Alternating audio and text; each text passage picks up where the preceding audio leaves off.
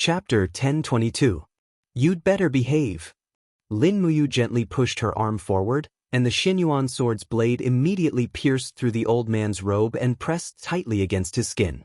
A sharp pain quickly spread through his body. The old man was still leaning on his crutch, but he did not seem very nervous. He lowered his head and said softly, "I'm just an old man who was left behind in this forgotten place to guard the sacred site." Guard the sacred site? Shi Yan floated over with a teasing smile on her face. How could an old man guarding the sacred site have the ability to rear so many flying fishes? Moreover, what's with this wind primordial stone? You know about the wind primordial stone? The old man frowned at Shi Yan. Who are you people? Fu Zhu raised his eyebrows. We are the masters of this place. This young hero is the leader of the Dragon League, and also the master of Dragon City. The entire Raging Fire region is under our control. Your Astral Valley is in the Raging Fire region, so it is also under our control. The Dragon League? The Raging Fire region? The old man smiled and said, "The fighting in the secular world has nothing to do with this old man. If you want to fight for hegemony in this forgotten land, go ahead. Why do you have to come here to cause trouble?" Lin Muyu walked around the old man and stopped in front of him. Her sword was still pressed against his chest as she said, "A few of my subordinates went missing in the Star Spirit Valley, so I tracked them all the way here and found their skeletons. 3 of them were probably eaten by the flying fish. Your flying fish ate my people. Do you still want to stay out of this?" They asked for it. The old man's face turned cold. The sacred site is a holy place left behind by the ancient gods. It contains the purest spiritual energy between heaven and earth. Your people want to steal the wind primordial stone, so they will die. It's not me who wants to kill them, it's the ancient gods who want to kill them. Who are the ancient gods you're talking about? Lin Muyu asked. The old man immediately cupped his hands towards the sky. His expression was filled with almost fanatical worship as he said, Pengdu the Great, Nuwa the Great, Fuxi the Great, the Zhu Rong clan, and so on. They have all lived here before. This sacred relic is a relic of the gods. No one is allowed to desecrate it. Qin Yin opened her eyes of flame and asked, "So, this primordial wind stone is a killing weapon left by the ancient deities?" The old man did not dare to face the blazing eyes of the blazing light. He quickly lowered his head and said, "Who are you? Why do you have such terrifying eyes?" "Don't ask me who I am. Let me ask you first. Is it the will of the ancient gods to create wind saws to kill people?" The old man frowned. "It's not. But for tens of thousands of years, countless people have tried to steal the sacred relic in Star Spirit Valley. I have no cultivation at all. I can only rely on the primordial wind stone and Gui Hong to fight against them. You're killing people here and you're still speaking with conviction?" Lin Muyu looked at him coldly and said, "You're old. Give me a reason not to kill you. Otherwise, this Xianyuan sword will end your life." Xianyuan sword? The old man lowered his head to look at the golden image that appeared on the blade. It was the image of all things in the world. It was the image of farming, fishing, and the reproduction of all things. The righteous aura contained in this divine sword could be said to be the supreme of the 3 realms. How could he not recognize it? He could not help but become excited. It's a relic left behind by Emperor Fuxi the Great. It's a treasure of Emperor Fuxi the Great. You bastard, you must have stolen this Xianyuan sword from Star Spirit Valley thousands of years ago. It originally belonged to the sacred relic. The Xianyuan sword originally belonged to the sacred relic? Lin Muyu frowned. But I really didn't steal it.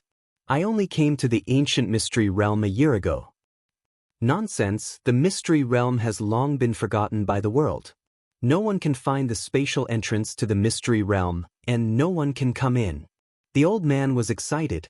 It seemed that he had been guarding here all this time and did not know about Xiao's havoc in the 64 domains. Shi Yan smiled faintly. "Old man, you said that this is a sacred relic that holds the relics of the gods. If that's the case, why don't you take us to see these relics? Don't even think about it." The old man spat. "You thieves, don't even think about stealing the treasures of the sacred relic. Lin Muyu's arm lightly pushed forward. Instantly, the Xianyuan sword pierced through the old man's skin. Blood flowed down the blade. If you die, no one will guard the sacred relic and we can do whatever we want. Lin Muyu looked at him coldly. At the same time, she glanced at the ghost flood behind her. The flying fishes seemed to be waiting for orders. She smiled.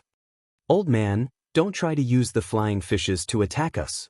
I can kill you 10 times over before they attack. How could the old man not know that Lin Muyu's cultivation was not something he could match? He gritted his teeth. After a while, he said, I can take you to see the treasures of the sacred relic, but each of you can only take one item. You must agree to my request.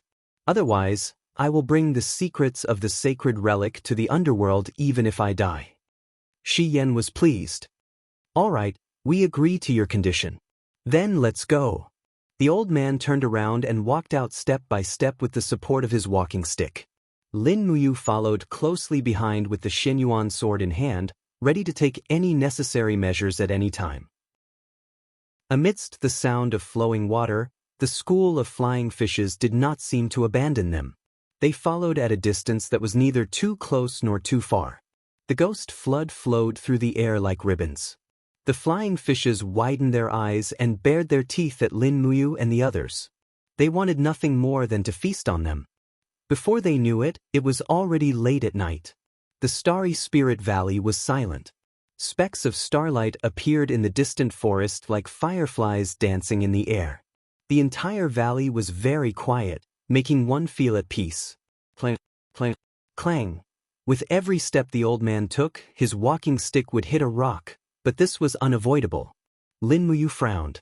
Intentionally or unintentionally, she counted the number of times the old man's walking stick hit the ground. At the 99th time, the sound suddenly stopped. The old man stood in front of the stone wall under the mountain rock. He faintly sighed and said, Ancestral gods, forgive me for my incompetence. I failed to protect the treasures in the divine relic. As he spoke, he took a deep breath and said in a loud voice, Majestic mountain god, please grant me the way. After he finished speaking, a part of the stone wall in front of him suddenly protruded. It was 8 fist-sized stones, and the old man reached out and pressed one of them. A rumbling sound rang out, and then he pressed another one. After all 8 stones were pressed down in a certain order, the stone wall returned to normal. However, accompanied by a rumbling sound, the huge rock in front of him suddenly moved, and a huge cave appeared.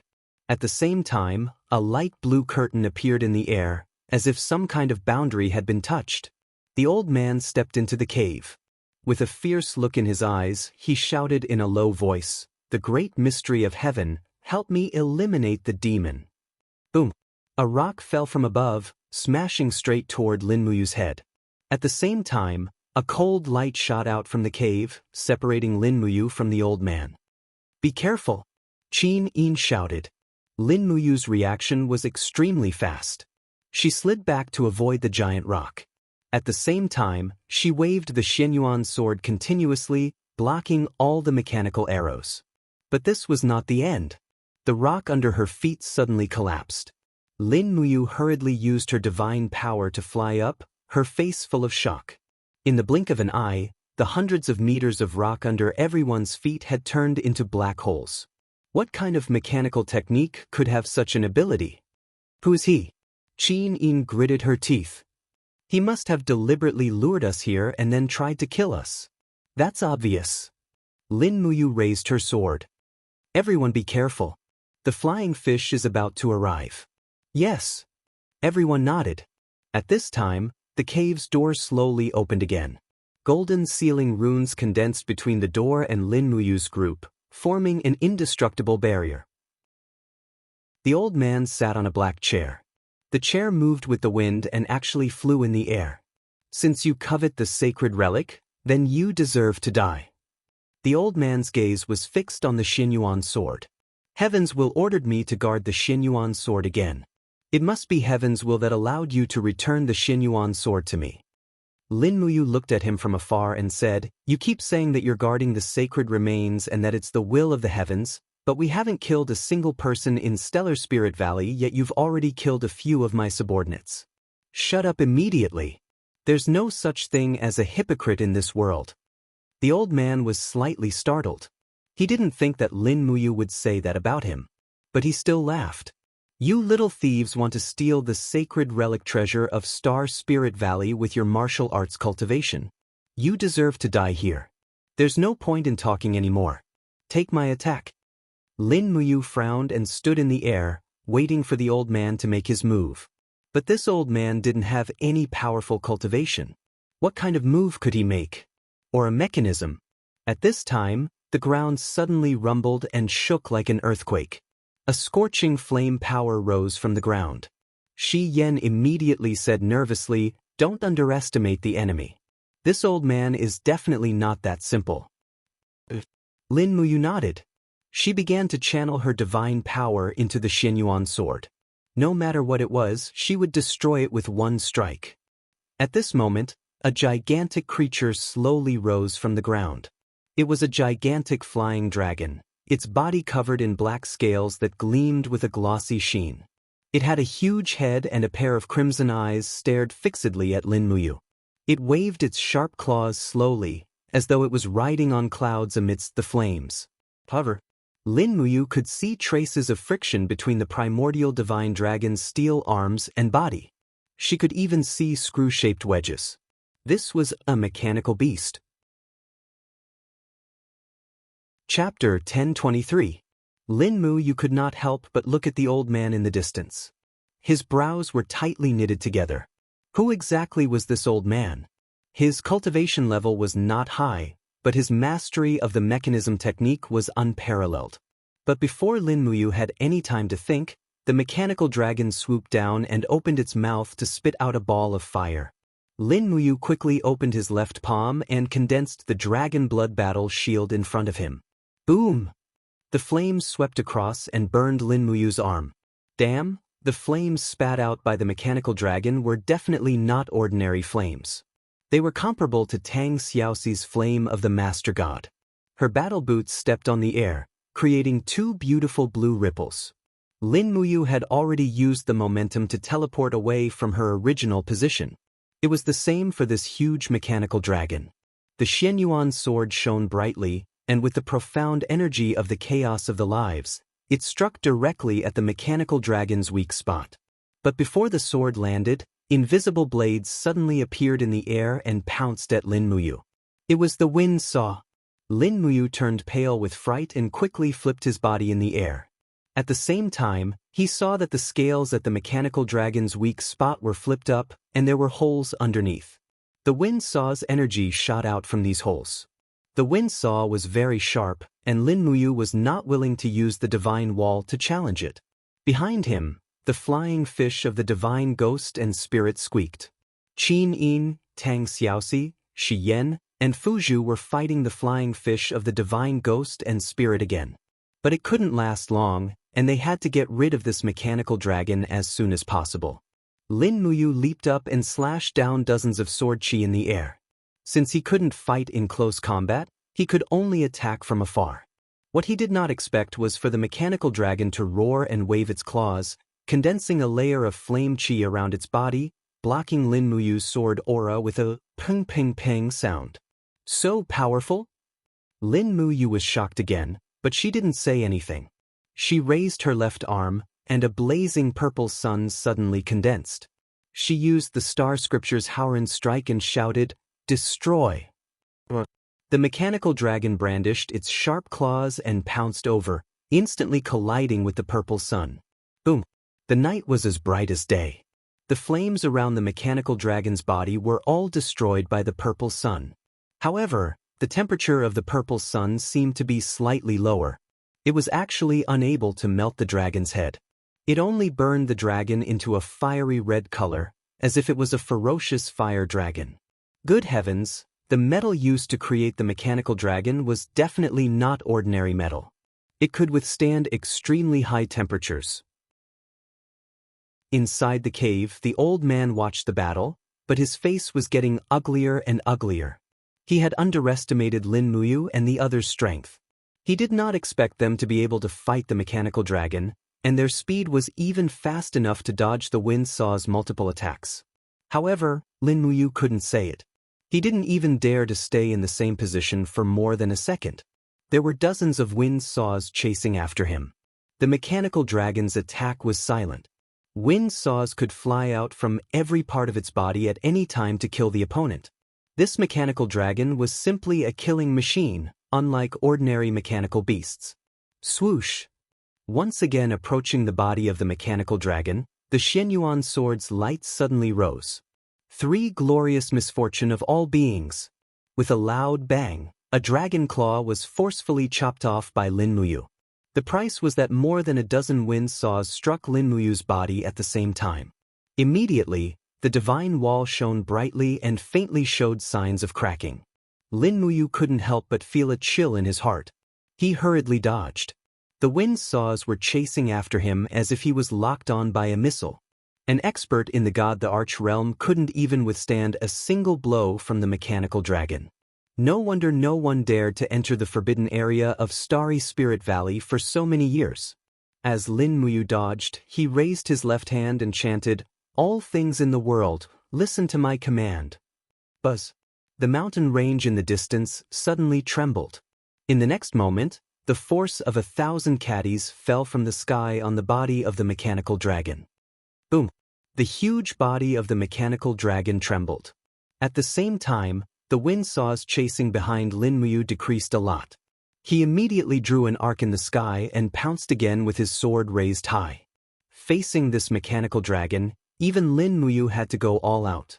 The stars in the sky fell one after another. He instantly launched a fierce attack of the 7 glorious stars transformation. Roar! The mechanical dragon seemed to have sensed a fatal threat.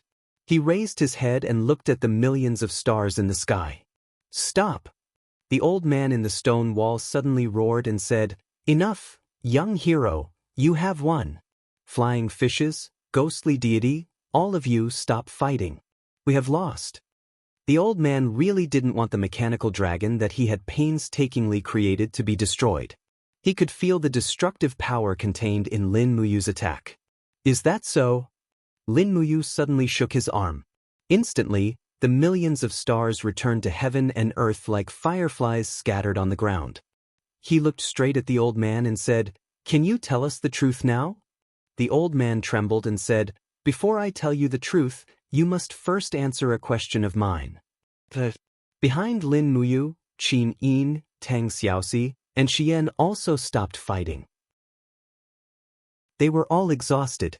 The ghostly deity, flying fishes, and Ghost Hong were too difficult to deal with. The old man's murky eyes looked at Lin Muyu and said, "Who taught you the domain-type mental cultivation method?" "Domain-type mental cultivation method? Yes, all things in heaven and earth listen to my command. That's the art of formless elephant." Lin Muyu said in surprise, "How did you know about it?" "Art of formless elephant," the old man shuddered. "That's the secret art of great Emperor Fuxi. How did you learn it?" Lin Muyu smiled brightly and rested the Xianyuan sword on his shoulder, "Because I'm Fuxi's only disciple. The art of formless elephant was directly taught to me by him from the sky beyond heaven." "Fuxi's disciple?" The old man was shocked. "You're Fuxi's disciple? How could this be fake?" Lin Muyu opened his palm and with a low roar, strands of divine power appeared and turned into layers of golden vines. They were filled with vitality. This was a strand of power that originated from Fuxi's divine power and had never been shown to others. The old man really believed it this time. He murmured, "It's really the divine power of great Emperor Fuxi? You're really Fuxi's disciple." As he said this, he stumbled and fell from the chair and said, "The great Emperor's servant, Mo Clan's Luo Tianji greets you, Immortal. I've waited a long time for Immortal and the god's heavenly decree for many years." Lin Muyu floated down and said, "You're really from the Mo clan. No wonder you have such remarkable power. Elder, please don't kneel first. It's too much for me. Put away your remarkable power first. It's already a mess here." "Yes." Luo Tianji quickly twisted the handle of the chair. Immediately, the mechanical dragon swayed and sank into the ground. Then, a rumbling sound came from underground. Pieces of intact rocks protruded out, and the ground returned to its original state. It was simply a wonderful work of art. Qin Yin and Shi Yan looked at each other and smiled. Lin Muyu's identity as Fuxi's successor was quite useful. Luo Tianji then invited everyone into the sacred relic. The lamps in the secret chamber lit up one after another, making it as bright as day. At the same time, everyone saw the treasures in the sacred relic, as well as the multiple protective mechanisms around each treasure.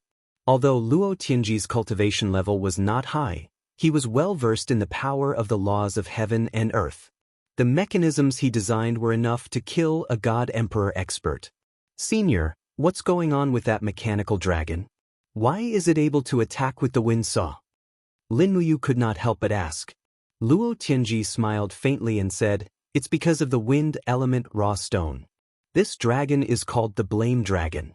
I installed a wind element raw stone and a fire element raw stone in its body. Therefore, it can breathe fire and gather wind on its own. It's omnipotent."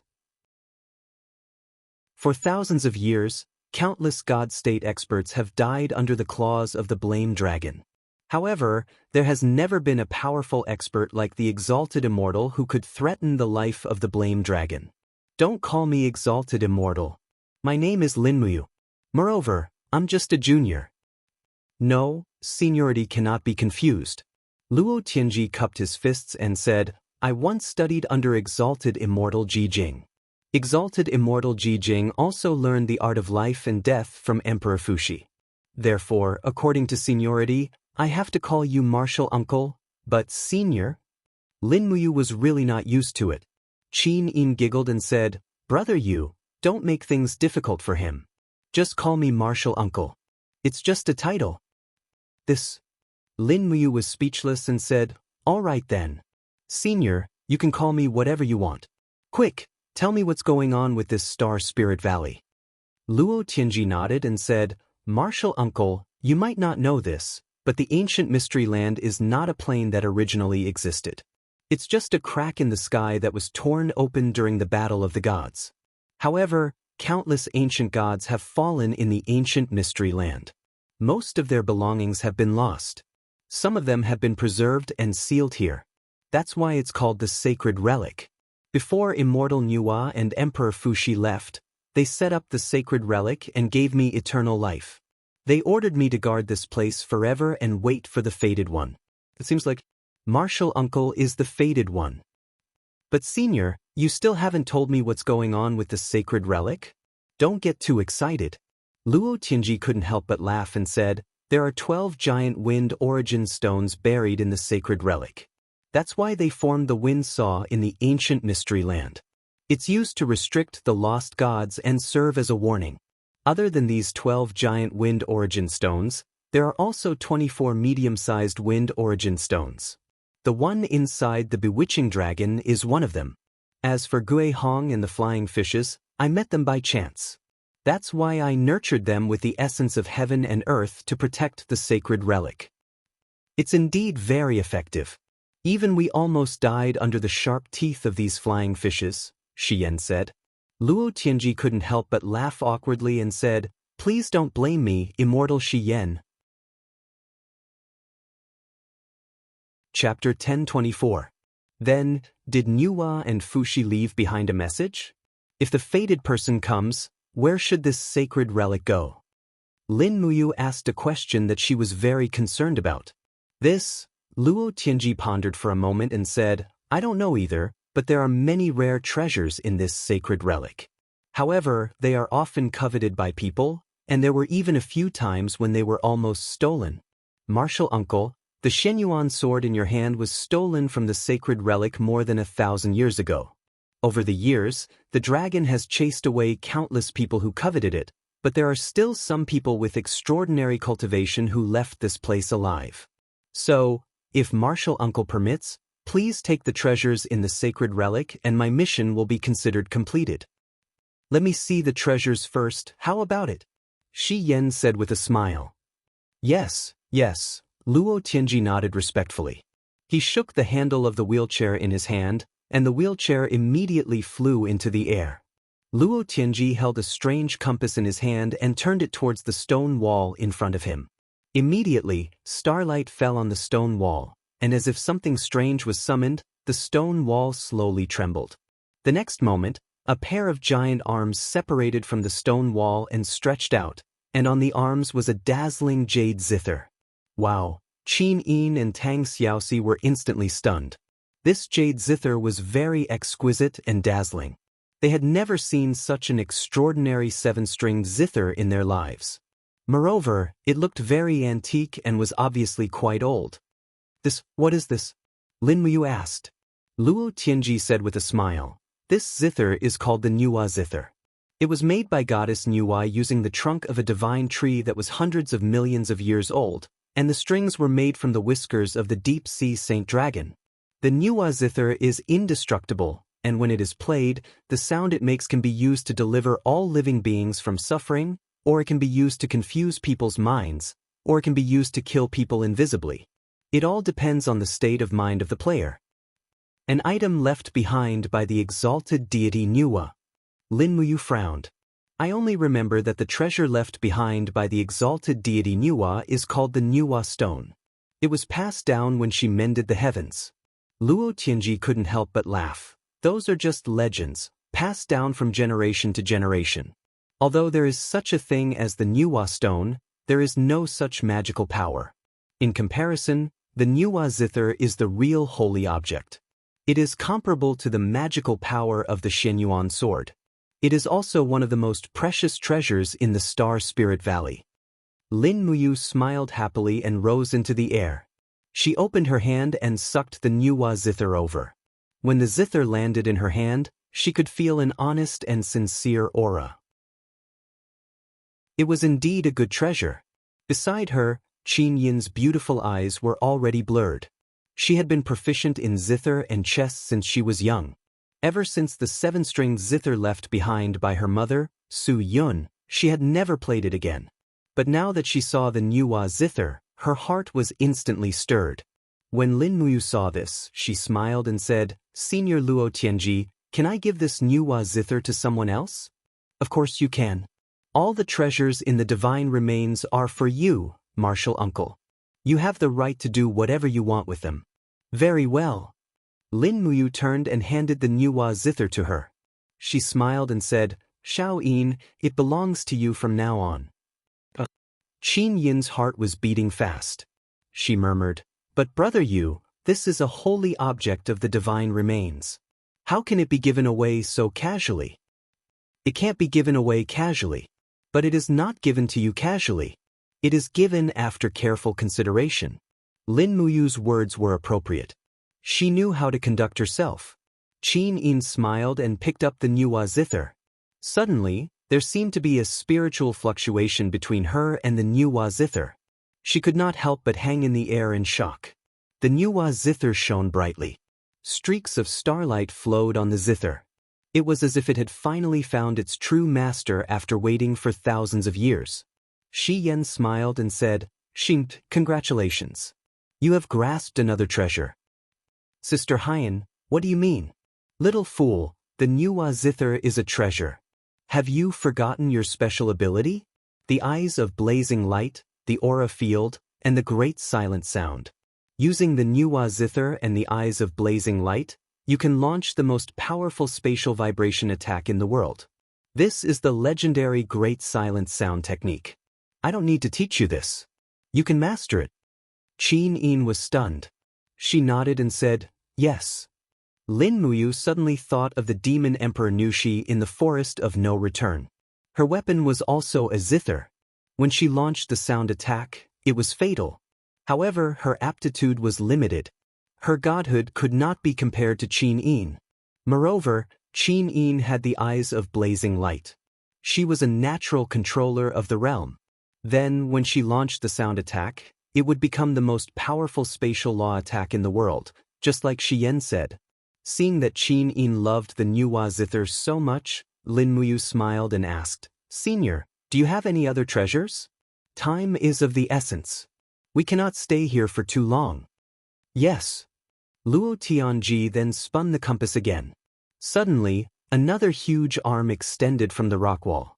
On it was an extremely dignified and exquisite armor. It was a deep red color and suffused with a faint blood-red glow.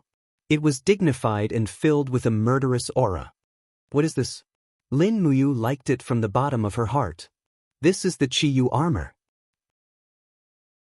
Luo Tianji thought for a while and said, legend has it that during the battle between the gods and demons, the Xianyuan sword could not cut through this Qiyu armor even after hundreds of slashes.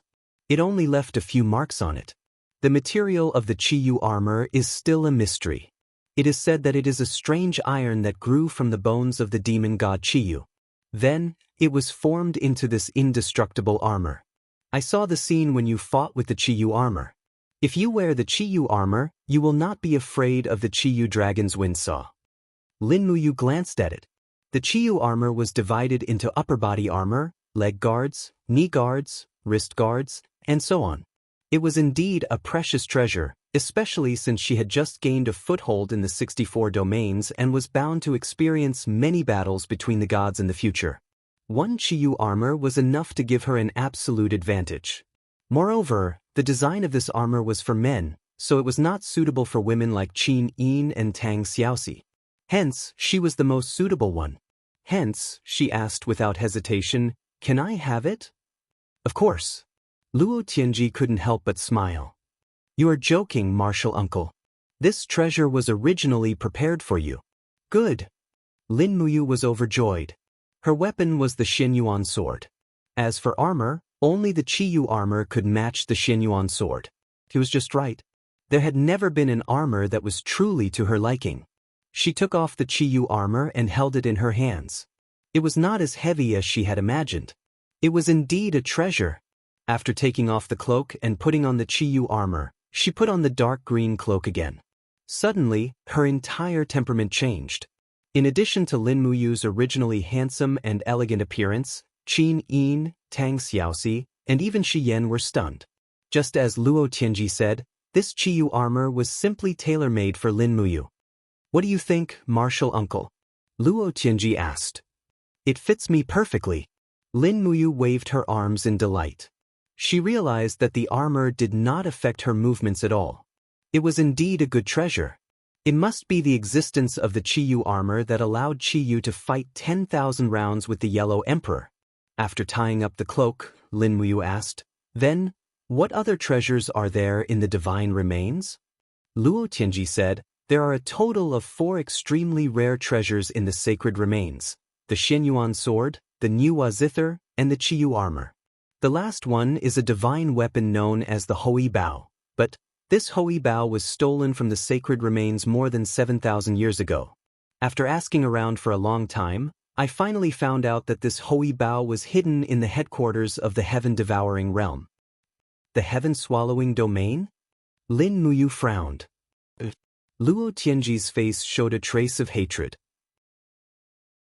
Back then, the people of the heaven-swallowing domain broke into the Star Spirit Valley and destroyed the other 2 mechanical beasts I painstakingly made. They severely injured the Zai Dragon, smashed the right hull of the divine remains, and stole the Hoi Bao. Until now, I have not been able to get it back. Martial uncle, it's all my fault for not guarding the sacred treasure left by the exalted immortals. No, it's not your fault.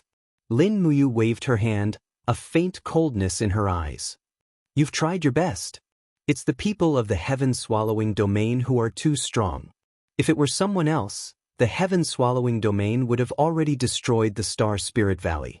Luo Tianji took a deep breath and said, my greatest wish in this life is to take back the Xianyuan sword and the Hoi Bao. Now that the Xianyuan sword is in your hands, only the Hoi Bao is left. If I cannot take back the Hoi Bao, I, Luo Tianji, will carry the guilt of facing the exalted immortals for the rest of my life. Don't worry.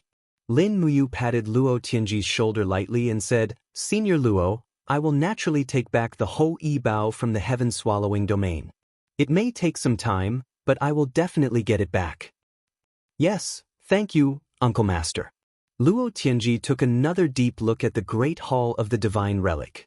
There were still many treasures laid out inside. He said, Uncle Master, apart from the 4 great treasures, there are still many treasures in the divine relic. Although they are not as precious as the Xianyuan sword and the Nuwa zither, they are still treasures that can guard a region in the mortal world. Why don't Uncle Master take them all away? Lin Muyu was slightly taken aback. She said, Uncle Master and Jilung have guarded the divine relic for so many years. How can I bear to take them all away in one night? In my opinion, since the divine relic is a relic left behind by the exalted immortals, let it exist forever. I can't be greedy and take everything away. How about this? The Star Spirit Valley is a territory of Dragon City. I will send people to guard the periphery of the Star Spirit Valley and re-establish it as a forbidden area. With the strength of the entire Dragon City, we will guard the divine relic together with you. What do you think, Senior? Thank you, Uncle Master. Luo Tianji nodded and said, Then I have nothing to worry about. I can forge a second Jilung. Right. Lin Muyu's heart moved. Senior Luo, do you have any extra wind origin stones? Can you give me some and teach me how to use them? Luo Tianji could not help but smile. Since Uncle Master has asked, it is a small matter. I will naturally obey. Chapter 1025. The war was over and Star Spirit Valley was restored to its former tranquility and peace. A bonfire rose outside. Qin Yin and Tang Xiaoxi set up a pot and started cooking fish soup. As for the fish, it was not the flying divine fish. Qin Yin caught it from the river not far away. The 2 beautiful girls stirred the firewood and were responsible for this not too sumptuous dinner. On the side, Lin Muyu and Luo Tianji sat on the ground and respectfully asked Luo Tianji about the principles of the wind stone. Luo Tianji held a medium-sized wind stone about the size of a person's arm and placed it on the ground. He said, Uncle, this is an ordinary stone that has not activated the power of the wind stone. It can be touched by human hands and there is no need to worry about being strangled by the wind blades. But if this is also the case, he suddenly opened his palm and a stream of vital energy seeped into the stone and quickly triggered the core of the stone.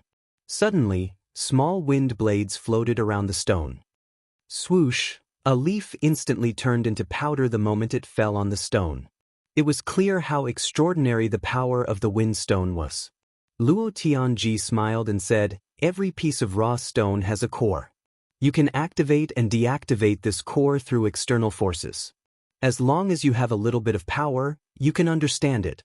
Martial Uncle, you can try to deactivate the core of this raw stone. Oh, Lin Muyu nodded her head and opened her palm. Instantly, her supreme god force turned into rays of light that seeped into the stone, dissecting the veins and composition of the stone. When Lin Muyu's power entered the core, she instantly felt a tyrannical and violent energy field. That's right, this was the core of the wind origin stone, and the method to close it was very simple. She just had to cut off the energy field from the outside world. Lin Muyu left behind a stream of divine power to seal the energy field. Instantly, the raw stone became harmless to humans and animals. It is indeed simple. Ha, Uncle, you are smart. Luo Tianji also smiled. Lin Muyu asked again, Then, how do you use the wind stone to form the wind saw? This is more profound. Luo Tianji said, Uncle, do you understand the 8 trigrams? Yes, I know a thing or two. The 8 trigrams are divided into Qian, Kuan, Sun, Jin, Qin, Li, Zhen, and Dy, which reinforce and restrain each other. The operating principle of the wind raw stone is the same as the 8 trigrams. At least 8 wind raw stones are needed to facilitate the birth of the wind saw. The power of these 8 wind raw stones is endless and circulates. The stronger the power of the raw stones, the more powerful the wind saw will be. Oh, Senior, could you explain it in detail? Luo Tianji smiled slightly. He took out a half-burnt wooden stick from the pile of firewood. Soon after, he drew a diagram on the ground. In the blink of an eye, he had drawn out the positions of the 8 wind attribute raw stones. He said, the raw stones are all placed at the position of the formation's eye, and the position of the formation center is the range where the wind saw can be produced. The 8 raw stones can be activated at the same time, and its lethality is exceptionally shocking. As he spoke, Luo Tianji raised his head and looked at Lin Muyu strangely. He smiled and asked, "Why does Martial Uncle want to learn the wind saw?" "I naturally have my own uses," Lin Muyu smiled mischievously. In her mind, however, the scene of countless dragon knights dancing in the air but falling one by one under the attack of the invisible wind saw appeared. What a moving scene! After a while, the fish soup was made.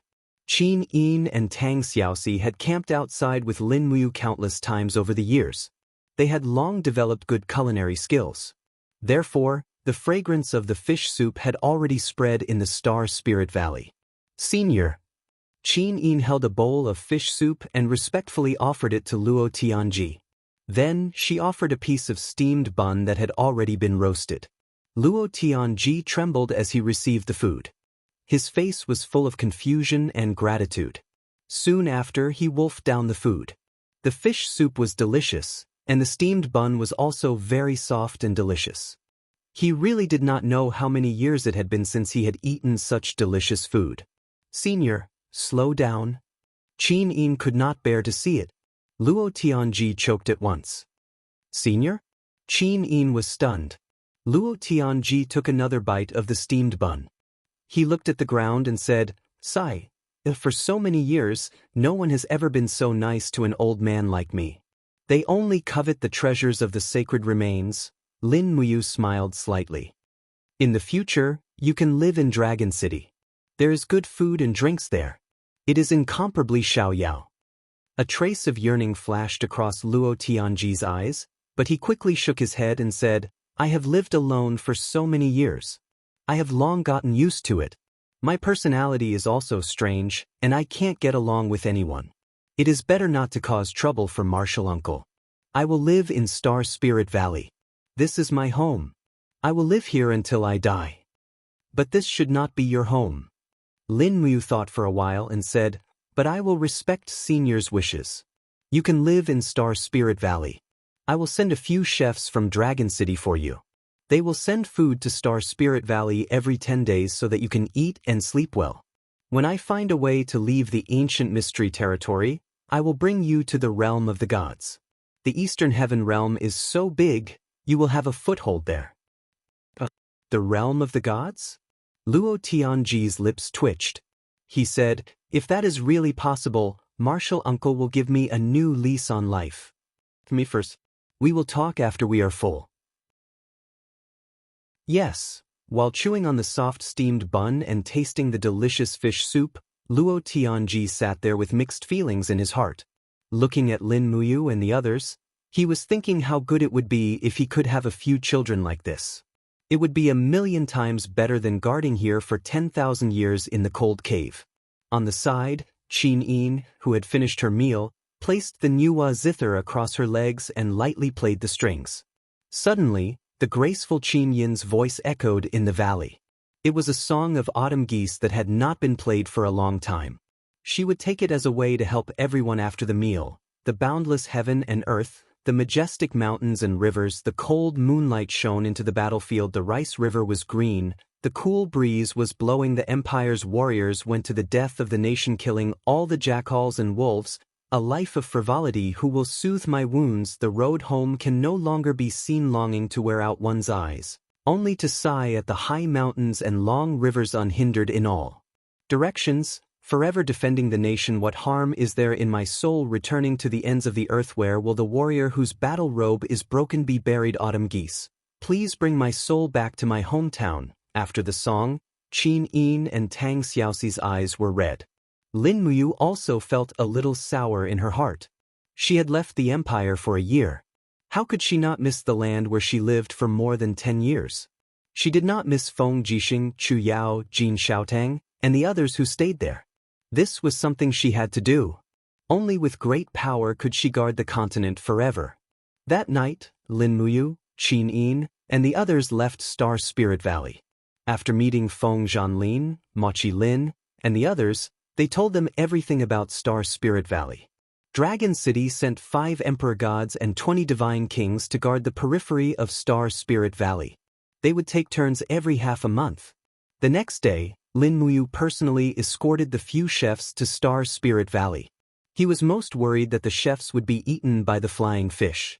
That would be too evil. Fortunately, the Astral Spirit Valley was no longer what it used to be. The flying fish of the ghost and divine had already been restrained by Luo Tianji in the cave. All they had to do was catch wild beasts to feed them. A few god emperors stood guard outside the cave respectfully. When Lin Muyu brought chef and a large amount of vegetables and meat into the valley, Luo Tianji's dull eyes actually lit up a little. Life in Star Spirit Valley was really too boring. It was rare for it to be so lively. In this way, Luo Tianji could also focus on studying the Mahist sect's mechanisms and forging the second dragon. On the third day, Lin Muyu and the others left Star Spirit Valley and returned to the Cave of Gods and Demons to continue cultivating. Shattered Cauldron Realm. The flames of war burned fiercely in the south. Yu City. This once prosperous city had become a wasteland. Lu Yen personally led an army of 80,000 soldiers to sweep through the city of Yu. The southern city wall of the city was almost razed to the ground. The army swept through the city and conquered it within 3 days as if they were crushing dry weeds and smashing rotten wood.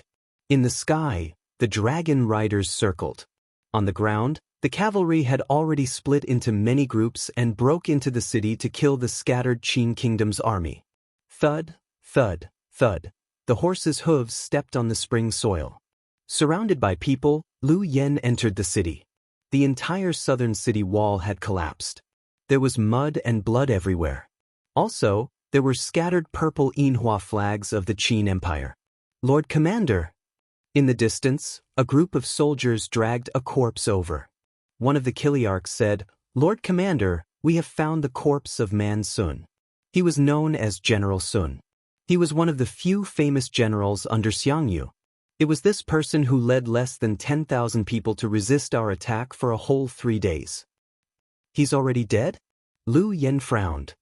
Yes, he died in the chaotic battle. Cut off his head to inspire the army. With one strike, Man Sun's head was pierced high up in the spear. The centurion holding the spear galloped on the streets of the city excitedly, shouting loudly, "Man Sun has died in battle. Why aren't the rest of the gang surrendering to us? Man Sun has died in battle. Why haven't the rest surrendered?" In the distance, a group of children stood in the spring rain. Their bodies were drenched, but they stared blankly at the head impaled on the spear. They didn't know what had happened. They only knew that someone had died and the city had been breached. "Commander, are we going to massacre the city?" a captaincy asked. Lu Yen frowned. "No, we don't have time to massacre the city. Let everyone eat and sleep for a night. Once they're well rested, we will attack Xiangyang City tomorrow. As long as we conquer Xiangyang City, this Mingshan province will belong to our Blackstone Empire." "Yes." "Wait a moment." Lu Yen suddenly raised his arm and said, "The idiots of Yu City actually dared to try to stop a chariot. They must be punished. Send people to capture 5,000 civilians. Tonight, we will kill them all in the central plaza. This will chill the morale of the army. This will make the dogs of the great Qin Empire not dare to look at the war flag of our Blackstone Empire in the eye." Captaincy thought for a moment and said, "Commander, our follow-up troops have arrived. They are the tens of thousands of Iha Nation's troops led by Qin Yi." What do that motley crew want to do?" "They want to enter the city to rest." "That's fine." Lu Yan's lips curled up. This Mingshan province was originally Qin Yi's territory. Tonight, we will kill and punish them. Invite Qin Yi, Qin Huan, and the others to attend the ceremony. I want them to see how their people are slaughtered. Yes. Chapter 1026. It rained frequently in the south, and at dusk, a fine drizzle poured down without end. When the veil of night descended, the soldiers of the Darkstone Empire lit up torches and illuminated the entire square of Yu City. On the square were a few thousand unarmed commoners of Yu City, and all of them had furious expressions as they cursed at the army of the Darkstone Empire. Thud, thud, thud. Amidst the clattering of hooves, a familiar flag appeared before everyone's eyes. It was the flag of the Iha nation. Under Lu Yan's invitation, Qin Yi and Qin Huan had come to witness this massacre. Qin Yi was already very old. His originally grizzled hair was now completely white. His hair was so soft that even the pinewood hairpin couldn't hold it in. He didn't bring many people with him, only 2 captaincy and a dozen kiliarchs. "Commander, be careful." A captaincy carefully helped Qin Yi down from his horse. When Qin Yi's boots landed on the rein, he staggered and almost lost his balance. "Father!" Qin Huan hurriedly supported him, his face pale. "Commander, you're here." Lu Yan laughed heartily as he walked forward and cupped his hands. "We've been waiting for you for a long time." Qin Yi glanced at the commoners on the square and the elites of the sea and mountain army who were ready to go. He had already guessed what was going on and said, "Commander Lu Yan invited us here. I wonder what orders he has for us?" No, there are no orders." Lu Yan waved his hand and smiled. "Yu City has obstructed us for many days. Now that it has been destroyed, my Blackstone Empire's soldiers have fought bravely. As their commander, I have to commend them. For true warriors, there is no reward more fitting than a massacre. These people of Yu City are stubborn and want to fight us to the death. I'll let them know the consequences of trying to stop a chariot. The Iha nation is our ally, so it's only natural that we come to watch. Commander, please tell us if there are any flaws in our ocean and mountain army's cavalry formation." As he spoke, Lu Yan raised his arm and shouted, "Prepare to charge." In the distance, armored cavalrymen mounted their horses. They raised their shields and spears, while the horses stomped their hooves as if they were anticipating a massacre. "Charge!" Lu Yan suddenly dropped his arm. The sound of hooves thundered, and the sharp edges of spears and swords gleamed coldly under the light of the fire, making people feel like they were in a harsh winter even though it was a spring day. Among the crowd, the commoners were in a state of panic. Suddenly, a man wearing a low-ranking civil official uniform rushed towards Qin Yi, Qin Huan and the others and shouted, "Great Commander, help! Commander-in-Chief! I'm an official of the Iha nation. I'm Zhang Jun from the rearguard commandery of Bailing City. Commander-in-Chief, save me! Young Prince, save me!" It was as if Zhang Jun had seen a life-saving straw. He crazily led a group of people and charged towards Qin Yi, Qin Huan and the others. The Iha nation had once flourished, and Qin Yi, the commander, would definitely be able to save his life. Unfortunately, Qin Yi turned his face away, unable to bear to see the scene before his eyes. "Back off!" A group of shield-wielding heavy infantry used their shields to push Zhang Jun and the others away, and even brandished their broadswords in a frenzy. "Commander-in-Chief! Commander-in-Chief!" Despair began to pile up on Zhang Jun's face. Amidst a miserable howl, his left arm was chopped off by a heavy infantry, and fresh blood splattered everywhere. After retreating several steps, his entire body trembled, and the sharp edge of a lance pierced through his chest. It was a black iron lance commonly used by the heavy cavalry of the Blackstone Empire. That heavy cavalry with sharp eyes and quick reflexes spurted his horse past Zhang Jun, grabbing the handle of the lance and pulling it out of Zhang Jun's chest. For a moment, blood and internal organs splattered everywhere. Plop. Zhang Jun weakly knelt on the ground, but his gaze remained fixed in the direction of Qin Yi and Qin Huan until he lay down perfectly straight, becoming a corpse that was gradually cooling down. Qin Yi looked at the dead Zhang Jun with a calm expression, seemingly without the slightest sorrow or joy. Meanwhile, Qin Huan clenched his fists tightly. How could a hot-blooded person like him endure this kind of torture? He clenched his teeth and said, "Commander Lu Yan, these commoners are only unarmed farmers and craftsmen. Why must you be so ruthless? Commander, please be lenient. Is Young Highness pleading for this group of rebels?" Lu Yan looked at him and faintly smiled. "Is that so?" You can say that," Qin Huan said in a low voice. "Don't give me that." Lu Yan sneered. "Was Young Highness this kind of benevolence when you controlled half of the empire? I'm afraid not. As the saying goes, the merciful cannot command an army. Young Highness should understand such a simple truth. The people of the Qin Empire are like weeds on the ground, lowly and tenacious. If we don't uproot them now, they will soon take root and sprout, smelt iron and forge weapons, and become the enemy of my Blackstone Empire. Young Highness need not plead for leniency, I, Lu Yen, know what to do. But don't say any more, unless Young Highness wants to become one of them.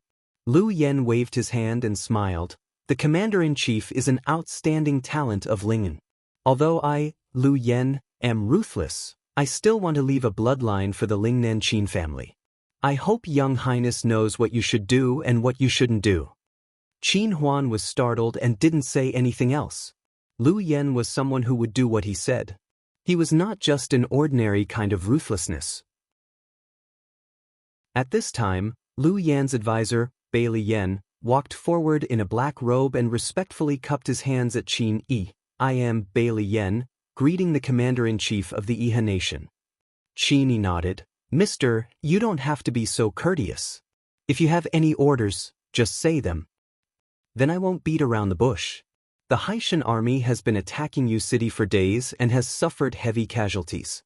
The soldiers need rest, so I would like to ask the Commander-in-Chief to lead the Iha Nation's army of 100,000 to open a path in front and attack Shangyang City like lightning.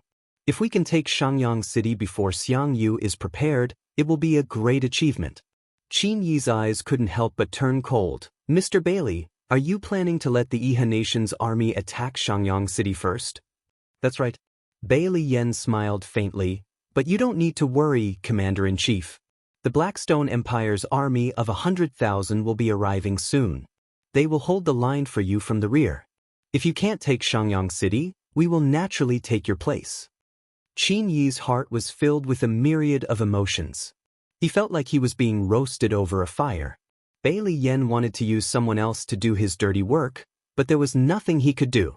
He was being controlled at every step and had no control over himself. After a while, Qin Yi cupped his hands and said, I will solemnly obey the Commander-in-Chief. However, I hope that you can prepare all the provisions, weapons, and warhorses that the Iha Nation needs. Don't worry, Commander-in-Chief. I will naturally prepare everything. The Haitian army will depart tomorrow morning, so I hope that you will immediately lead the army to attack. Speed is the most important thing in war. We cannot give Xiangyu too much time to prepare. Yes, Qin Yi's face was pale, and his aged body was slightly stooped. He didn't even look half as imposing as the Commander-in-Chief of the Iha Nation, Qin Yi. The sounds of fighting and the screams of misery gradually came to a stop. Just like that, the 5,000 citizens of Yu City had all become sacrifices to the butcher's knife.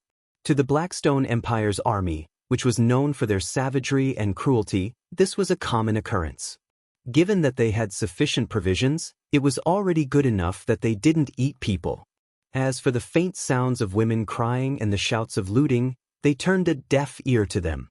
Yu City was less than 100 kilometers away from Shangyang City. Even infantry soldiers would be able to reach it in a day and a night.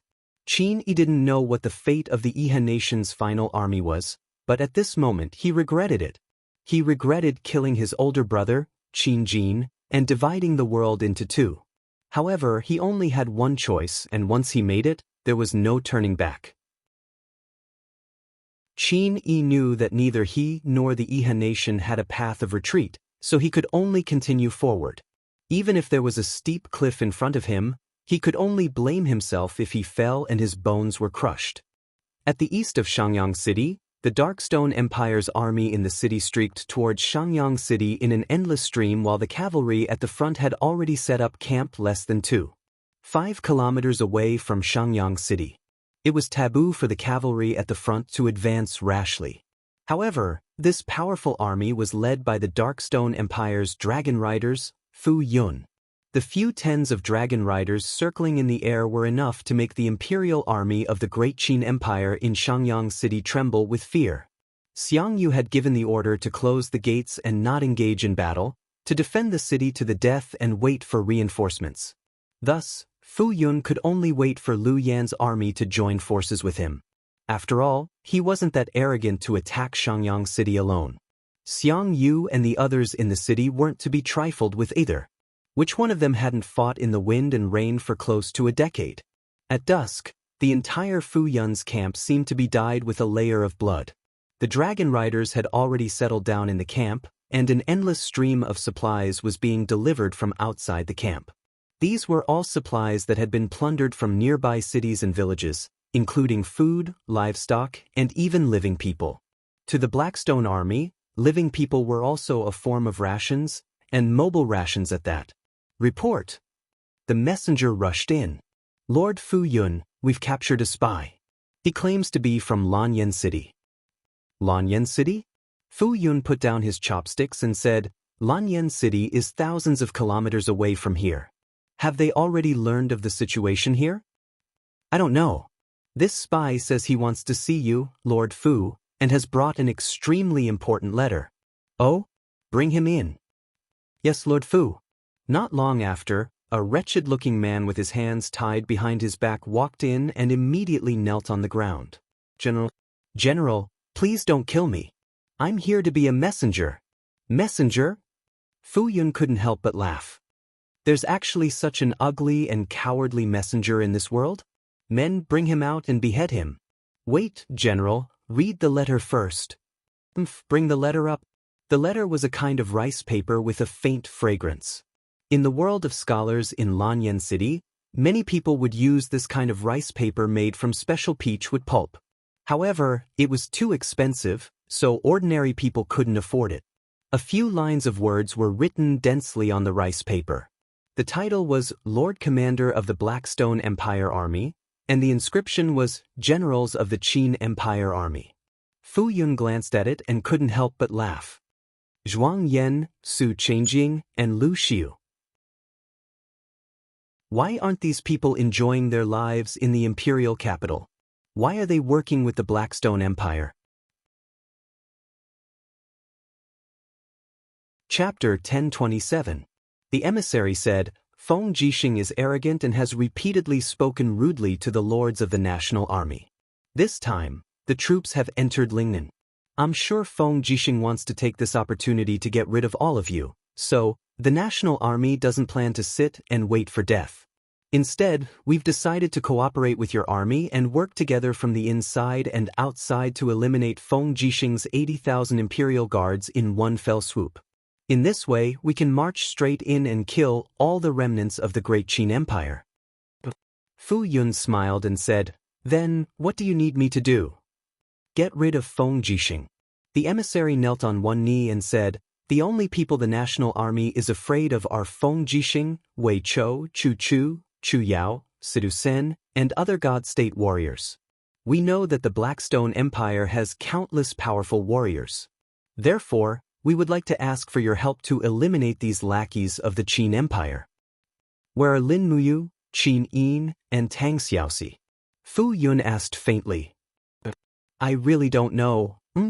Fu Yun sneered and said, You have a good plan. Unfortunately, it is too wishful thinking.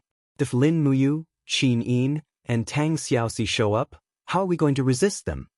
The emissary was shocked and said, General, go back and tell Zhuang Yan and Su Chengjing that I can cooperate with them. As long as Feng Jixing, Wei Chou, and the others show up, the Blackstone Empire will naturally eliminate them. However, the terms of the cooperation must be changed. North Ridge can only give you Qihai Province and Yunzhong Province. As for Lanyan City and Wugu City, they will all belong to the Blackstone Empire. Yes, I will go back and report this. Yes.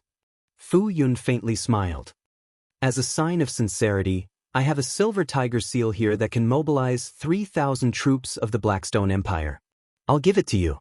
Have Zhuang Yan, Su Chengjing, and the others write a joint letter to me to express their sincerity. In addition, I want all of their official seals to be handed over to me. Otherwise, there's no need to talk about any cooperation.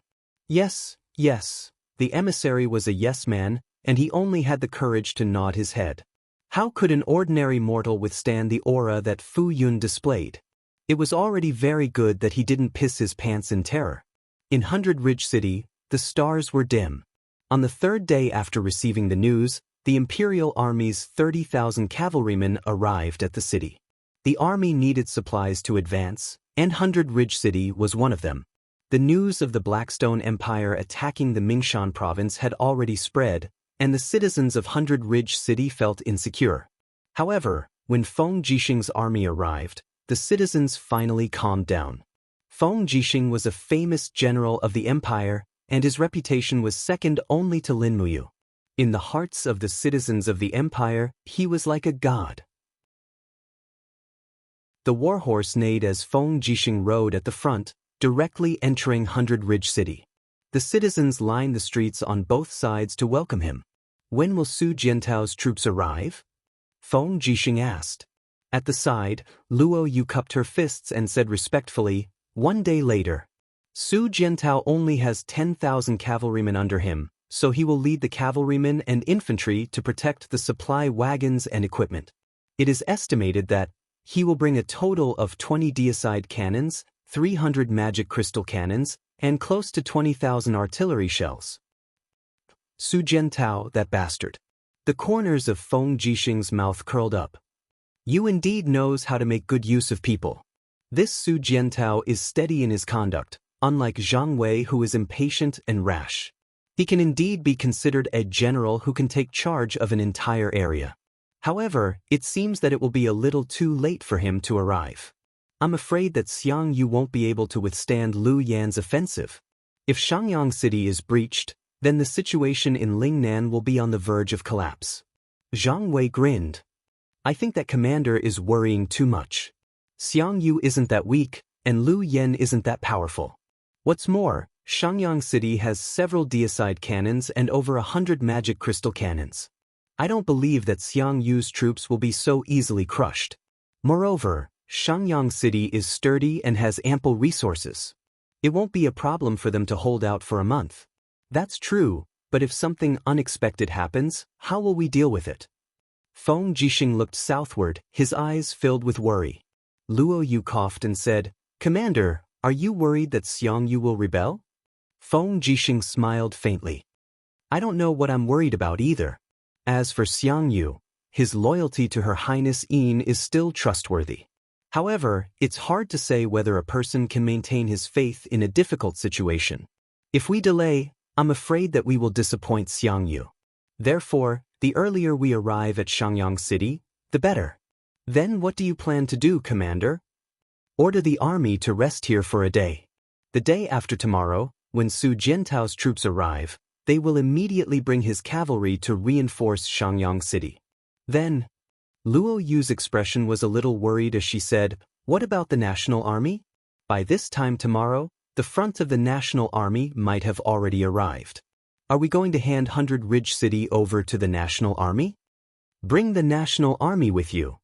The next day, Su Jiantao led an army of 50,000 troops to Bailing City and joined forces with Feng Jixing. Together with the National Army's tens of thousands of troops, they headed for Xiangyang City together. At this time, the situation outside Xiangyang City was already tense. The sun was high up in the sky, and it was almost noon. The Iha country's army of 100,000 was in formation outside the city. On the city wall, Xiang Yu held his bloodthirsty spear and looked coldly into the distance. There was a rider galloping towards them, holding the flag of the Iha country. He seemed to be a negotiator. Don't shoot. Let him come to the city wall, Xiang Yu said faintly. A group of archers lowered their bows. Below the city wall, the general holding the flag of the Iha country had a pockmarked face. He was about 30 years old and wore the title of captaincy. He looked at the city wall from afar and shouted, Where is Duke Yu? Xiang Yu leaped up and stood proudly in the air. I'm here. The pockmarked face laughed loudly. Duke Yu, do you still remember me, Lu Yang? Cousin Lu Zhao, Lu Yang. I remember you. Duke Yu indeed has a good memory. Lu Yang laughed. This time, Commander Qin Yi led 100,000 troops to form an alliance with the Blackstone Empire to recover the lost land in Lingnan. Wherever the army passed, it was like the autumn wind sweeping away the fallen leaves. Duke Yu is a smart man. Don't be like a mantis trying to stop a chariot. You can also gain the reputation of a marquis. What do you think, Duke Yu? Xiang Yu laughed loudly. The remnants of the Iha country are like stray dogs. Now, they are being held hostage by the bandits of the Blackstone Empire. Please go back and tell Qin Yi that the only reason the Iha country has been defeated again and again for the past 10 years is that it does not have a true backbone. Your entire country is a bunch of spineless trash. If you had half the tenacity and bravery of the Qin Empire, would you have fallen to such a state? You! Lu Yang was furious. He pointed his spear at Xiang Yu and said, "Are you really going to put up a stubborn resistance?" Xiang Yu smiled faintly. If the Iha country wants to attack the city, then attack. What's with all this nonsense? Lu Yang, you are Lu Zhao's cousin.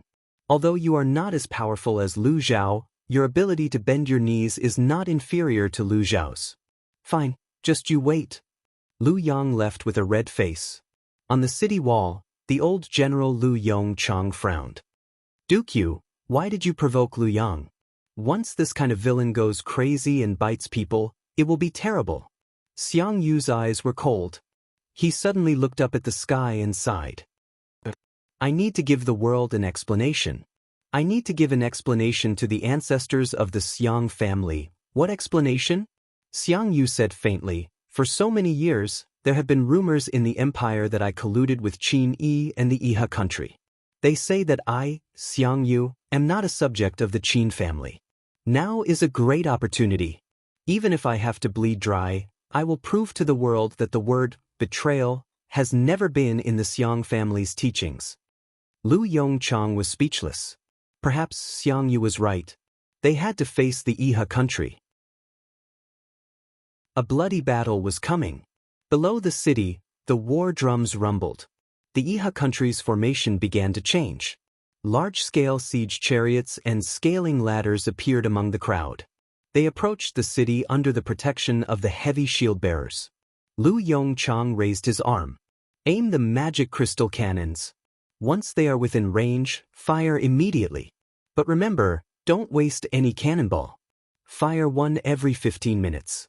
Just delay the Iha country's attack. There is no need for us to waste time with the Iha country. The real enemy is behind them. Boom, boom, boom. Mushroom clouds rose from the ground outside the city. The improved magic crystal cannons were even more powerful. The difference in equipment between the two sides was too great. The Iha country did not even have a single heavy cannon.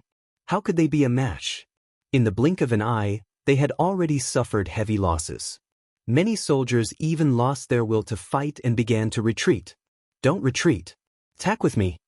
Lu Yang raised his long saber and shouted loudly. But it seemed to be meaningless. A large number of Iha country soldiers still retreated. They were already scared out of their wits by the power of the magic crystal cannons. Qin Yi and Qin Huan stood on the general's platform in silence. Right at this moment, there was chaos in the rear. A group of sea and mountain army soldiers on war horses had arrived. Lu Yen held his long sword and shouted, "Qin Yi, where is your law enforcement team? Why aren't you enforcing the law immediately when there are deserters?" Qin Yi said shakily, "Commander Lu Yen, the enemy's cannons are too powerful. We also, what nonsense are you spouting?" Lu Yen roared. "Orders must be strictly enforced. Deserters must be severely punished. Men, come with me and kill them. Behead anyone who turns back." Hundreds of Blackstone Empire cavalry raised their sabers and charged over. Without any explanation, they began to kill the Iha country soldiers. Bastard! On the general's platform, Captain Lin Sun unsheathed his sword and roared, "Lu Yen is too much. I can't take it anymore. I'd rather fight to the death with the Blackstone Empire than suffer this humiliation." In the distance, Lu Yen raised his eyebrows and said, "Yo, it's rare for the Iha country to have a general with backbone. Come, I'll wait for you to kill me." Qin Huan hurriedly shouted, "Lin Sun, are you crazy? You're a soldier. How can you go against your superiors without orders? Retreat immediately." Lin Sun gritted his teeth but didn't retreat. "Men, disarm and drag him down." Qin Yi said indifferently, "Commander." Lin Sun's eyes were filled with tears. "We've been bullied to this extent. Do we still have to swallow this humiliation?" drag him down. Qin Yi's gaze was indifferent. Without my orders, Lin Sun cannot be reinstated. A bunch of cowards. Lu Yen smiled fiercely and sheathed his blood-stained sword. He said, "Attack the city. Kill anyone who dares to fight."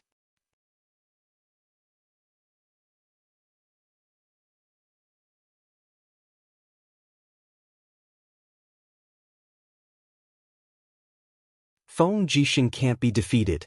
If Feng Jixing is defeated, our Iha country will vanish instantly. Villains like Lu Yen and Fu Yun will not let us go. In my opinion, times have changed. We should join hands with Feng Jixing. Feng Jixing's enemies are Lu Yen and Fu Yun, and our enemies are also Lu Yen and Fu Yun. No, we can't. Qin Yi shook his head suddenly. It's impossible for the Iha country and the empire to cooperate anymore. Wang Lin, give up this idea. Royal Father. Qin Huan didn't give up persuading him. He continued, what Royal Father is worried about is nothing more than the war 12 years ago. But now things have changed. The empire has suffered from the wars of the Demon Tribe, the Tianji Empire, and the Blackstone Empire. They have suffered from the war and can't bear the pain of war anymore. How much hatred will they have for the Iha country?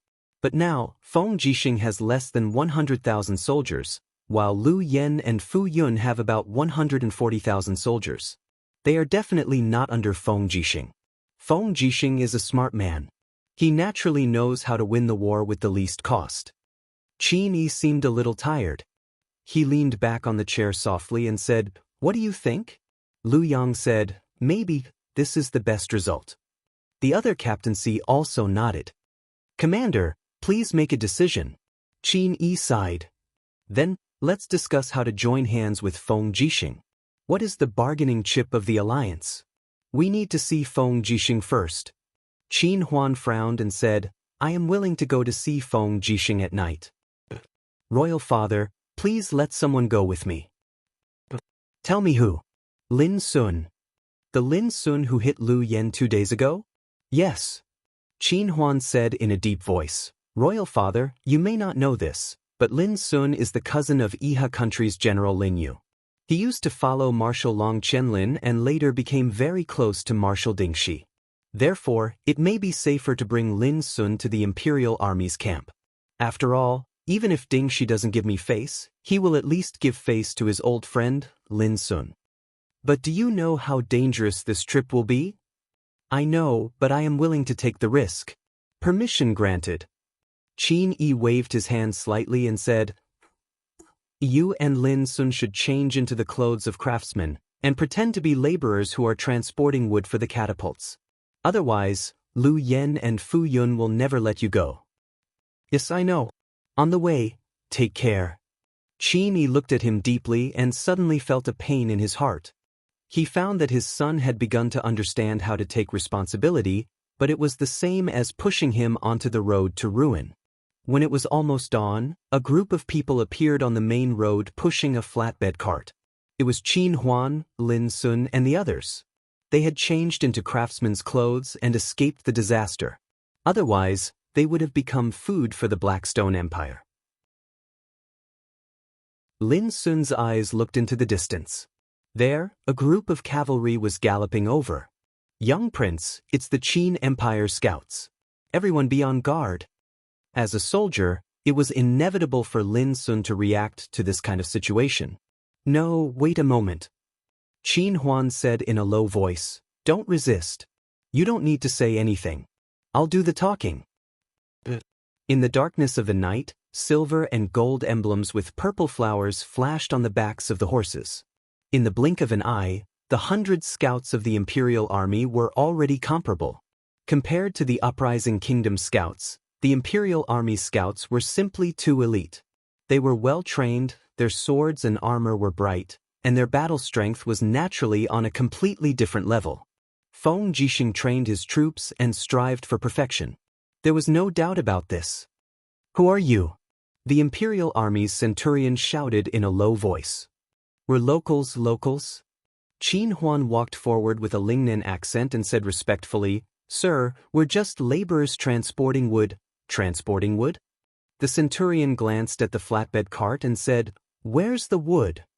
"It's already been sent to the Blackstone Empire's main camp." "So you're saying you're a spy?" "No, not a spy." Qin Huan said, "Sir, I'm a relative of General Ding Shi. Here, this is General Ding Shi's cousin, Ding Sun." "General Ding Shi's cousin?" The centurion frowned. "What are you doing here? Are you here to visit relatives? Now that the war is imminent, such a small matter cannot be tolerated. Leave quickly." Qin Huan gritted his teeth, "But we want to see General Ding Shi. Perhaps, sir can take us as spies and hand us over to General Ding Shi." "Oh, I've never seen such shameless people who want to be taken away." The centurion smiled slightly. "Men, check if they have any weapons. Take them all away, but not to see Ding Shi, but to see our vanguard general, Zhang Wei." Qin Huan was shocked. The sky gradually brightened. Zhang Wei dashed through the camp in his military boots, sword in hand. From afar, he saw the Imperial Army's scouts escorting a group of people in. "Who are these people?" Zhang Wei frowned. "We suspect that these people are spies. They insist on seeing Ding Shi. They're from Lingnan, right? Since they insist on seeing Ding Shi, all the more we can't bring them to him. Bring them away with me and let the Lord Commander decide." In the central tent, after a group of spies were escorted in, Feng Jixing immediately stood up and squinted at one of them. He suddenly smiled. "I was wondering who it was, so it's an esteemed guest. Young Highness Qin Huan, it's been a long time." In a flash, 7 years have passed. "I thought Young Highness was already hanging on the dragon-shaped island." Qin Huan's face was livid. "General Feng, why make fun of me? Qin Huan is only a messenger. I'm here on behalf of Father Qin Yi to discuss military affairs with General Feng." "Military affairs?" Feng Jixing smiled faintly. "Young Highness who only knows how to flirt and have fun in Xiaoyao, what kind of military affairs can you discuss?" Qin Huan gritted his teeth. "General Feng is too prejudiced against me. I only want to cooperate with you and bring some news that might interest you, General Feng." General Feng is naturally a famous general, but I'm afraid General Feng doesn't know how many dragon riders Lu Yen and Fu Yun have, where their dragon riders reside, where the dragon's food comes from, where the rations for their 150,000 troops are located, and where their water source comes from. I know all of these very well. Feng Jixing became serious. "Then, how do you want to cooperate, Young Highness?" "We'll work together to annihilate Lu Yan's troops. Together with Xiang Yu's troops in Shangyang City, we'll have 3 armies. We'll definitely be able to defeat Lu Yan's troops in one fell swoop." "Then, what's the bargaining chip?" Qin Huan took a deep breath. "Let our Iha nation return to Lingnan and have a place to rest." "In your dreams," Feng Jixing said coldly, "there's only one way for Iha nation. Kneel down and surrender to me, surrender to my Qin Empire. Otherwise, the day I, Feng Jixing, defeat Lu Yan's troops will be the day you die. Maybe you'll become Lu Yan's food before that day comes. Young Highness, why don't you kneel down?" As he spoke, Feng Jixing's divine power came out of his body. His cast immortal personality glowed with a domineering light. His realm spread out instantly, making people feel like they were in a raging purgatory. Qin Huan frowned and his body trembled violently. He couldn't help but slowly lower his body and kneel in front of Feng Jixing. His voice trembled. Qin Huan is willing to surrender." Chapter 1029. What's going on? The curtain of the tent was lifted, and Ding Shi came in wearing a set of exquisite and mighty armor. The 3 golden stars on his collar were shining brightly. His status in the Qin Empire was not low either. He was a commander-level warlord, and to a certain extent, he was on an equal footing with Feng Jixing. Qin Huan. When Ding Shi saw the man kneeling on the ground, he couldn't help but be shocked. Feng Jixing immediately withdrew his domain and said with a smile, "General Ding Shi is here." When the domain disappeared, the uncomfortable feeling in Qin Huan's body instantly disappeared as well. However, his face was covered in cold sweat.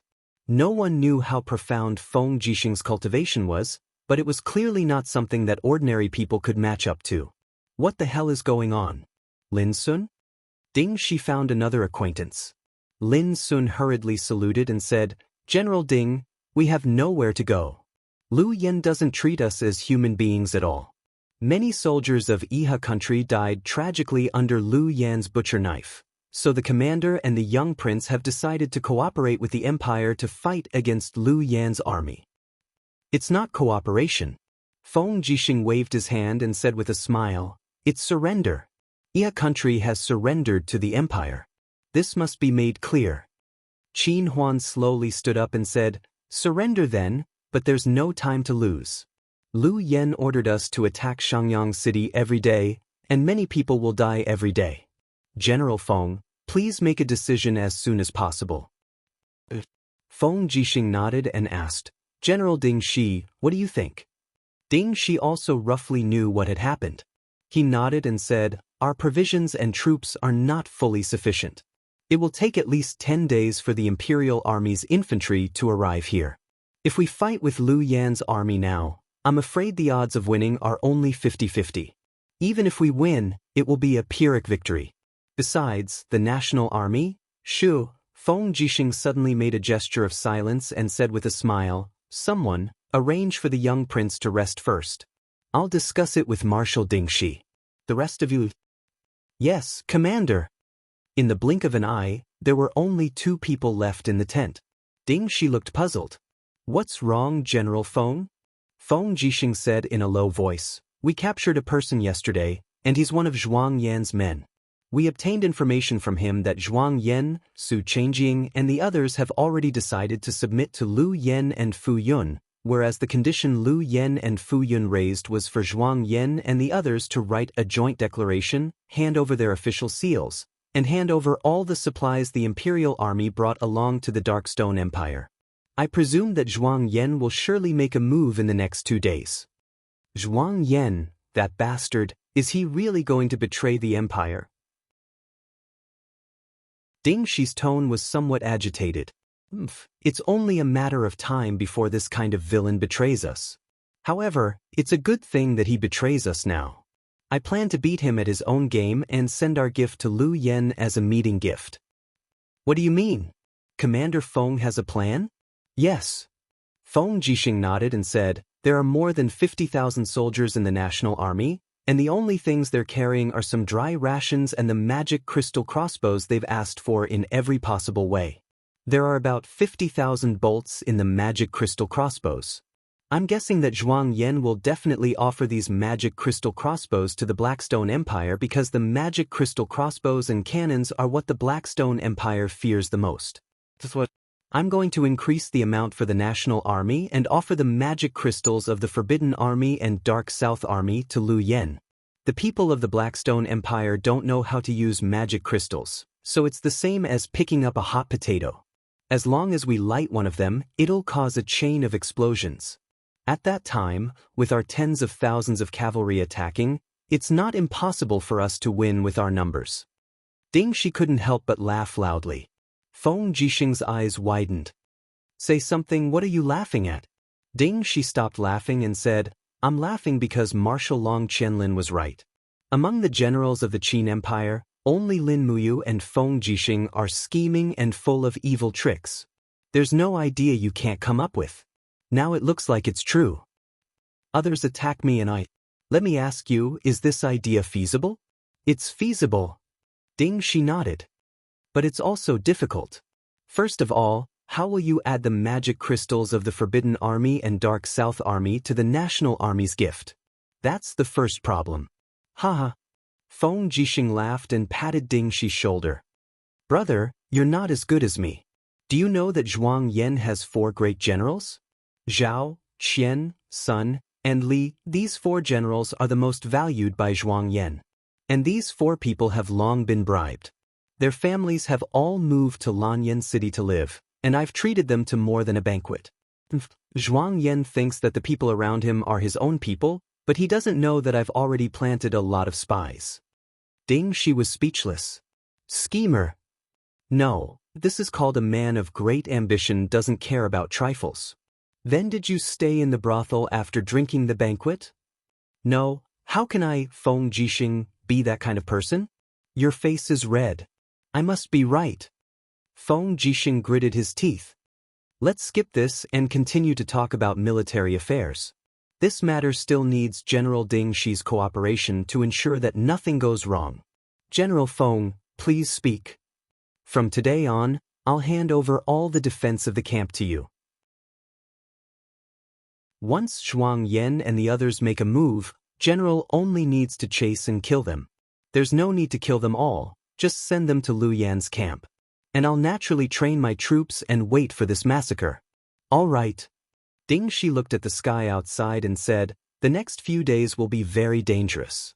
General Feng, please be careful. Perhaps Fu Yun will send someone to assassinate you. Don't worry, Ouyang Yen and the 4 absolutes of white leaves are here. Fu Yun doesn't have that much courage. That's good. Just a day later, the Imperial Army made their move. At night, a row of carriages carrying heavy goods left the camp. Who's there? The patrolling Imperial Army soldier raised a torch and asked loudly, what's on the carriage? On the carriage, a man lifted his cloak and shouted in a low voice, are your dog eyes blind? You don't even recognize me? Oh, so it's Commander Zhuang. Going out so late at night? What's on the carriage? Please let us take a look. This is our duty. Commander, please don't make things difficult for us. It's all some grass and bran that the horses don't eat. They'll be thrown away after they're taken out. This commander is personally supervising the transportation of rations, and you want to inspect it? Yes, please forgive us, Commander Zhuang. Impudent. Zhuang Yan suddenly pulled out his sword and shouted in a low voice, who do you think you are? You don't know your place. You even dare to offend me? The centurion hurriedly said, Commander, please don't be angry. It's just that the wheel marks are so deep. It doesn't look like it's empty. It's better to inspect it. Zhuang Yan's eyes were cold and he didn't say a word. The centurion was stunned for a moment, then smiled sheepishly and said, Since Commander Zhuang is in a hurry, then forget it. At least you know what's good for you. Nearly 100 carriages left the camp in an endless stream. Zhuang Yan also swaggered off together with them. Behind the fence of the camp, 3 figures stood there like mountains. They were Feng Jixing, Ding Shi, and Su Jiantao. They've left? Feng Jixing asked. Yes, they've left. After the time it takes for a stick of incense to burn, send your men to intercept them. There is no need to be serious, just shoot a few people and leave. Su Jiantao immediately passed down the order to secretly gather all the cavalry. 2 hours later, follow me to attack Lu Yan's Central Army. We must shake the morale of the Blackstone Empire's army and make them not have the heart to continue fighting here. Su Jiantao cupped his fists. Ding Shi then said, you can release Yu Shu. Once our army moves, the Iha country and Shangyang city's army must also attack together, otherwise it will be difficult to obtain any merit. Yes, immediately. Late at night, after the convoy had experienced an interception, they arrived at the camp of Lu Yan's army. The torches were brightly lit and Lu Yan, Fu Yun and the rest personally came out to welcome them. However, they saw that the cloth bags of the convoy and the wheels were pierced with arrows. The white feathers were very eye-catching. Zhuang Yan lifted his cloak and dismounted. This subordinate Zhuang Yan greets Commander Lu Yan. Lu Yan sneered and did not speak. In his eyes, Zhuang Yan was just a dog wagging its tail and begging for pity. Inspect the goods. A group of soldiers came forward and used their spears to pierce through the goods on the carriages.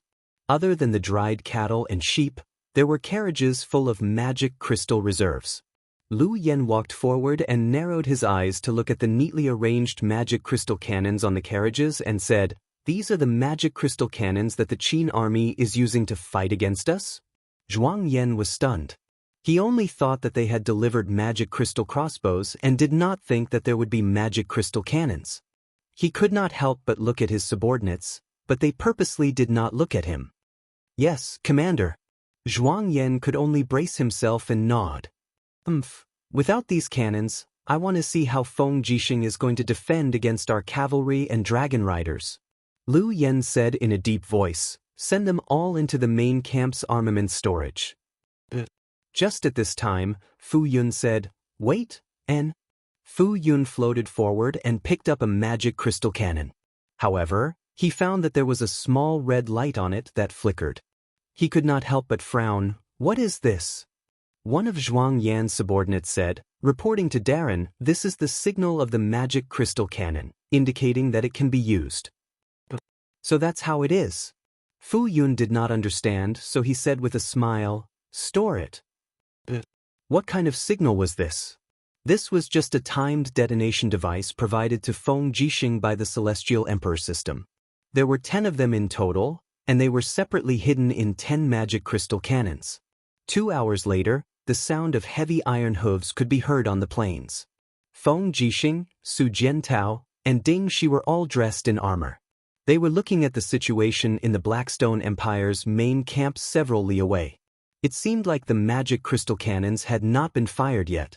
Suddenly, with a burst of noise, a group of people came over.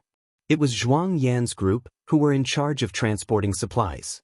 However, Zhuang Yan had already been captured by the 4 generals and thrown into the war chariot. Feng Jixing, you scoundrel! Zhuang Yan cursed loudly while looking at his trusted subordinates. He roared, Zhao Qian, Sun Li, you 4 scoundrels, traitors! You are all traitors. General Feng, how should we deal with this person? Feng Jixing urged his horse forward and looked at Zhuang Yan with disdain. He smiled and said, Zhuang Yan, Su Chengjing, Lu Shiyu, and the others have committed treason. According to the law, they should be executed. Men, behead Zhuang Yan and use his blood as a sacrifice to the flag. Zhuang Yan cursed as his head was chopped off. Blood splattered 3 feet and dyed half of the Imperial Army's flag red. Right at this moment, the light from the magic crystal cannons suddenly soared into the sky. The detonation was a success. Feng Jixing slowly pulled out the Azure Dragon saber and shouted in a low voice, brothers, charge into the main camp. It is time to render meritorious service to the country.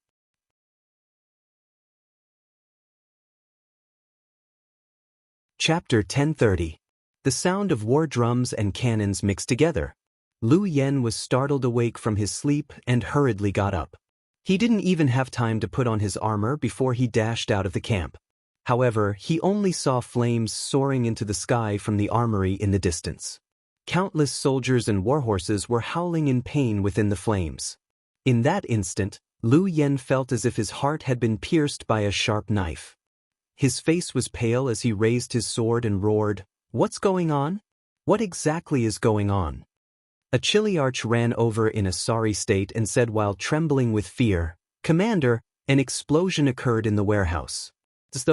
Those magic crystal cannons that Zhuang Yan donated exploded on their own, triggering a series of explosions. A total of 13 warehouses were affected by the explosions. Most of the tents along the way were also destroyed. We suffered heavy losses. Why did the magic crystal cannons explode?" Lu Yen was so angry that his voice trembled. Why did they explode? The Chiliarch couldn't answer. At this moment, several figures descended from the sky. It was Fu Yun and a few dragon riders. "Commander, we must make a decision quickly and stabilize the army's morale. Otherwise, the army might collapse," Fu Yun said in a low voice. "Where's Bailey Yen? Where is Bailey Yen?" Lu Yen was bold but not astute. At this moment, he could only think of the army's #1 strategist, Bailey Yen. In the darkness, a group of people ran over. Someone shouted, "Mr. Yen is here." Sure enough, Bailey Yen didn't even put on his robes in a hurry. His eyes reflected the flames in the distance. He said, "What exactly happened?" "The warehouse exploded. It was those magic crystal cannons." "We still don't know why," Lu Yen said. Bailey Yan's body trembled slightly. "We were tricked." Lu Yen and Fu Yun were stunned at the same time. Tricked? Zhuang Yan must have already been seen through. This is Feng Jixing's plan. Bailey Yen clenched his fists. His face was ashen. We underestimated Feng Jixing too much. We also overestimated the intelligence of Zhuang Yan, Su Changjing, and the others. Sir, just tell me what we should do now. Lu Yan's face was full of pain. Now that the camp has been ambushed by the magic crystal cannons, and the morale of the army has been shaken, there is nothing we can do to change the situation. We cannot be trapped here. Feng Jixing's subordinates must be arriving soon. Give the order immediately. Dispatch the best team to fight Feng Jixing outside of the camp, and the rest of the people will evacuate the camp with the supplies and go to Lai City. Yes, Lai City. Bailey Yen was slightly at a loss for what to do. His forehead was covered in sweat, and a layer of steam came out from the roasting of the flames. He said, Lai City wasn't heavily damaged when it was captured, and it can be used as a temporary resting place for us. Hurry up, or else it'll be too late. All right. Lu Yen raised his sword and shouted, Where are Fan Ping and Zhang Chao? Among the group of generals, 2 people stood out. Immediately lead a total of 10,000 elite soldiers from your headquarters to the north of the camp and form a formation to fight against Feng Jixing's troops. Cover the retreat of the 3 armies. Do it immediately without delay. Yes, Commander. The 2 generals cupped their hands and left. Lu Yen, on the other hand, couldn't help but tremble. He knew that Feng Jixing was powerful, but he didn't know that Feng Jixing was this powerful, to the point where he could penetrate every opening. Fu Yun's eyes were cold as he said, I will lead the dragon riders to assist in the battle. Otherwise, these mortals won't be able to stop Feng Jixing for the time it takes to drink a cup of tea. Thank you, Lord Fu Yun. Then, let's meet at Lai City. Yes, Commander, let's go. Under the veil of night, the Darkstone Empire's army that was a mix of over 10,000 infantry and cavalry charged out of the campsite and got into formation in the north. Not long after, the dense sound of horse hooves sounded out, and the forest rumbled as the earth trembled. No one knew how many people had come. Fan Ping was a young general, and his face was still somewhat childish. Holding a battle axe in his hand, he said, Can we stop Feng Jixing's army? The brave have no fear. We are not afraid of Feng Jixing, so naturally, we won't lose to Feng Jixing. Zhang Chao drew his sword and shouted, Long contradiction formation, prepare to defend. The best way to defend against cavalry was to use pikemen. A 3-meter-long steel spear could pierce through the bodies of cavalry and horses, and it was cheap to build. Training a pikeman and a steel spear only cost a few coins. However, it was different for heavy cavalry. Each heavy cavalry had to be equipped with at least 2 horses, and each horse had to be maintained by a specialist. Adding on the saddle, armor, and spear, the cost of 1 heavy cavalry was equivalent to the cost of 5 pikemen. If they could trade 1 for 1, it would be worth it. This was also Zhang Chao's wishful thinking. After a long period of war, the Qin Empire's cavalry was already quite sparse, and Feng Jixing had spent who knew how much money to create the 30,000 Imperial Guards. If they could destroy these 30,000 Imperial Guards, the Qin Empire's national strength would definitely be at its weakest. Torches were raised, illuminating everyone's faces. Most of the soldiers of the Blackstone Empire looked exhausted. They had been away from home for too long, and they had almost lost the motivation and courage to continue fighting. The only thing that kept them going was probably the frenzied slaughter, plunder, and ravage of the enemy's women. They're coming, Fan Ping murmured. As expected, the sound of horse hooves crushing dried branches grew more and more frequent. In the next moment, countless cavalry wearing the armor of the Imperial Army and Sungnan Army broke out of the forest, brandishing their shining weapons as they charged. Fire! Zhang Chao roared. In the sky, arrows whizzed through the air, and in front of the heavy cavalry, Feng Jixing raised his palm, and a lightning domain wreaked havoc in the air, distorting the arrows within dozens of meters. This was the limit of what he could do, and the heavy cavalry phalanx that could not be covered by Feng Jixing all raised their shields. The heads and bodies of the horses were all wrapped in thick armor, and the damage that stray arrows could do was too little. Zhang Wei raised his sword and madly urged his horse forward. When he was less than 100 meters away, he laughed and said, "Brothers, Use the magic crystal crossbows and let these bastards have a taste of our power. One by one, the Imperial Guards released the magic crystal crossbows. Instantly, streaks of azure light fell into the crowd of Blackstone Empire soldiers. In the blink of an eye, small mushroom clouds rose into the sky, and the scorching shockwaves melted the bodies of the pikemen together with their spears. By the time the Imperial Guards got close, the pikeman formation was already useless. Kill, kill for me! Feng Jixing roared. He pulled out the Azure Dragon and Crimson Phoenix blades and slashed out waves of flames that engulfed the Blackstone Empire soldiers in the surroundings. Feng Jixing's warhorse was extremely fast. Fan Ping didn't even have time to escape before he crashed into him. He hurriedly raised his battle axe and roared as he slashed at Feng Jixing. Clang! The Azure Dragon blade slashed horizontally, shattering the edge of the battle axe and slicing through Fan Ping's neck. Instantly, a line of blood spread out. The young man couldn't even withstand a single blow, and in the blink of an eye, he fell from his horse and died. On the other side, a ball of raging flames descended from the sky, instantly devouring Zhang Chao's body. In the sky, a beautiful woman walked through the air. With every step she took, a magnificent flame lotus appeared. It was Ouyang Yen. After not seeing her for a long time, her strength had once again increased by leaps and bounds. Fan Ping and Zhang Chao thought that the spears and heavy shields would be able to stop their opponents, but that was not the case. Under the unstoppable destructive power of the demonic crystal crossbow, the spear formation was easily destroyed. Su Jiantao brandished his sharp sword, constantly slashing left and right as he charged forward. However, he suddenly felt a deep chill, and he couldn't help but quickly stop his warhorse. He shouted to the people in front of him, "Zhang Wei, be careful. An expert is coming." In the sky, the figures of dragon knights appeared one after another. At the same time, the huge dragon also roared angrily as it sprayed dragon flames onto the ground. In the blink of an eye, the Imperial Guard and Songnan army suffered heavy losses.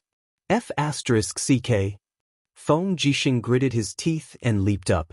His two sabers slashed at the nearest dragon knight with the power of a dimensional storm. At the same time, he activated the martial god technique. Instantly, the sabers were suffused with a chilling aura, and the killing power was at least doubled. Kacha! The huge black dragon let out a mournful wail. A half-meter-long gash appeared on its neck. Feng Jixing straightened his body and swept his two sabers horizontally. A human head instantly flew into the air. However, before he could catch his breath, two dragon knights attacked him from the left and right. One of them was even a god king. In the blink of an eye, Feng Jixing was in a bitter battle. Ouyang Yen stood in the air without moving. She stood on a huge flaming disc, and with a wave of her hand, a shocking flaming palm print blasted out, causing the dragon knights in the distance to be in a sorry state. In the night wind, a handsome and elegant figure appeared. It was Scholar Ling. His clear eyes watched the slaughter on the ground. Suddenly, the flute in his hand glowed with divine light as it swept across the ground. He said softly, "Freeze." This was a mid-grade Frost Law divine tome. It was extremely powerful. Layer after layer of frost spread out, and in the blink of an eye, nearly 1,000 people from the Blackstone Empire were frozen on the spot. They died instantly. The Imperial army passed by like they were breaking dry weeds. With just a light touch, the enemies were turned into a pile of ice fragments. On the ground, the roars of the Beeman King rose and fell. He had already turned into a blood-colored ball of light and was slaughtering everywhere. Suddenly, he rose from the ground and pierced a dragon knight's abdomen. He was extremely powerful. Clang! Amidst the scattering of sparks, Feng Jixing's twin sabers were only able to force back Fu Yun's dragon sword. Gusts of raging wind swept through the surroundings, and Fu Yun's expression was extremely unsightly. He knew that Feng Jixing was very powerful, but he didn't expect that this person had actually advanced to such a level. The saber chi contained sharp flames, wind, and lightning laws, making it impossible to defend against. "My lord, we have lost. Let's go." In the sky, a dragon knight shouted loudly. One of his arms had been chopped off, and blood was flowing non-stop. Fu Yun glared fiercely at Feng Jixing, nodded, and said, "Let's go." Feng Jixing didn't chase after them. As the commander, it was a taboo to underestimate the enemy and advance rashly. In the distance, densely packed torches attacked. They were the people from the Iha Empire, as well as Xiang Yu's troops in Xiangyang City. They had already launched a surprise attack. For a moment, the Blackstone Empire's army could only be defeated. They were badly mutilated as they fled in the direction of Lai City.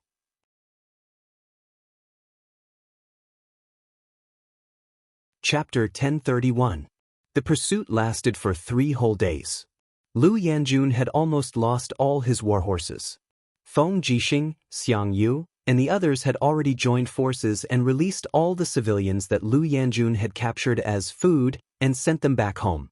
Meanwhile, the main force of the Imperial Army and Songnan Army killed countless people along the way. They directly killed their way to Lai City, but due to the lack of provisions, they had to retreat. A mere Lai City could not be defended for long. Lu Yanjun's fate was already at its end. 2 days later, they returned to Xiangyang City. The city was decorated with lanterns and streamers, as if the Shangxi festival had come again. The haze of death that shrouded the whole city had ended because of the great victory of Feng Jixing and Su Jiantao. The civilians naturally cheered and danced. After the battle, Lu Yanjun lost more than half of his men, while the Imperial Army and the Songnan Army lost nearly 10,000 men. As for Iha country, they attacked from the flank and were counterattacked by Lu Yanjun. They only had about 30,000 men left. As for the 30,000 soldiers of Iha country, they were now stationed outside Xiangyang City. On one side, the Imperial Army and the Songnan Army surrounded and protected them. Although the governor's office of Xiangyang City was not as majestic and solemn as Zetian Palace, it had a unique style. Southern-style buildings could be seen everywhere. There were groups of maids and countless attendants. At this time, the governor's office was beating drums and gongs to welcome the arrival of Feng Jixing, Su Jiantao, and other important officials of the empire. This first celebration banquet must be unique and extremely luxurious. At the banquet, Feng Jixing sat in the host seat. After all, he was acting as the marshal for Lin Muyu, so his status was naturally above everyone else. Next in order were Su Jiantao, Xiang Yu, Ding Shi, Ouyang Yan, Ling Shusheng, Zhang Wei, Luo Yu, and others. The commander-in-chief of Iha country, Qin Yi and Qin Huan, sat after the 20th place. The people next to them had even been reduced to kiliarchs. Qin Yi, on the other hand, looked calm as he sat there without saying a word. Qin Huan looked a little angry. He seemed to be very dissatisfied with the seating arrangement. After all, the social status in the Qin Empire was very clear. The seating arrangement meant the level of status. Obviously, Feng Jixing did not take the people of Iha countries seriously at all. Feng Jixing raised his cup, pondered for a moment, then stood up and said in a clear voice, "When Her Highness Yin, Lin General, and Princess She were in closed-door cultivation, we were guarding the empire's borders. Now that the bandits have invaded our borders, all of us have worked together to chase Lu Yen and the others to Lai City. As long as we have sufficient supplies and fodder, we will be able to sweep them away in one fell swoop. This battle will definitely be decided based on merits. Please rest assured, everyone, Feng Jixing will record down every single merit and reward them together when Her Highness Yin returns. The Empire will never mistreat those who have rendered meritorious service. Is this also considered a reward based on merit?" Someone in the 7th row said indignantly. Feng Jixing looked over and smiled. "Who are you?" The man stood up. "I am Lu Yang, the lieutenant of the Iha Kingdom's 3rd Legion. 5 days ago, I led my men and charged into the heart of Lu Yan's army. I killed more than 5,000 men and lost more than 6,000 men. May I ask Commander Feng if this is considered a great achievement?" "Yes, of course it is." Feng Jixing smiled faintly. "Someone, come and take some of General Lu Yang's credit." "Oh, I remember now. General Lu Yang's cousin seems to be Lu Zhao, who was ranked first among the 7 marshals of Iha country." "Yes." Lu Yang was stunned. General, do you remember what happened at Fire Badger Valley? If I remember correctly, Fire Badger Valley's general also participated, right? Feng Jixing's words were really simple, but there was killing intent in them. Who in the world didn't know that the 30,000 guards army of Fire Badger Valley was killed? That was the biggest humiliation and pain in Feng Jixing's life. He wouldn't be able to forget that painful memory. Naturally, he remembered his enemies clearly. Lu Yang lowered his head and his voice trembled. I am afraid that General Feng remembered wrongly. I was working under the commander and didn't participate in the Fire Badger Valley massacre with brother. It is good that you didn't. Feng Jixing's gaze was ice cold.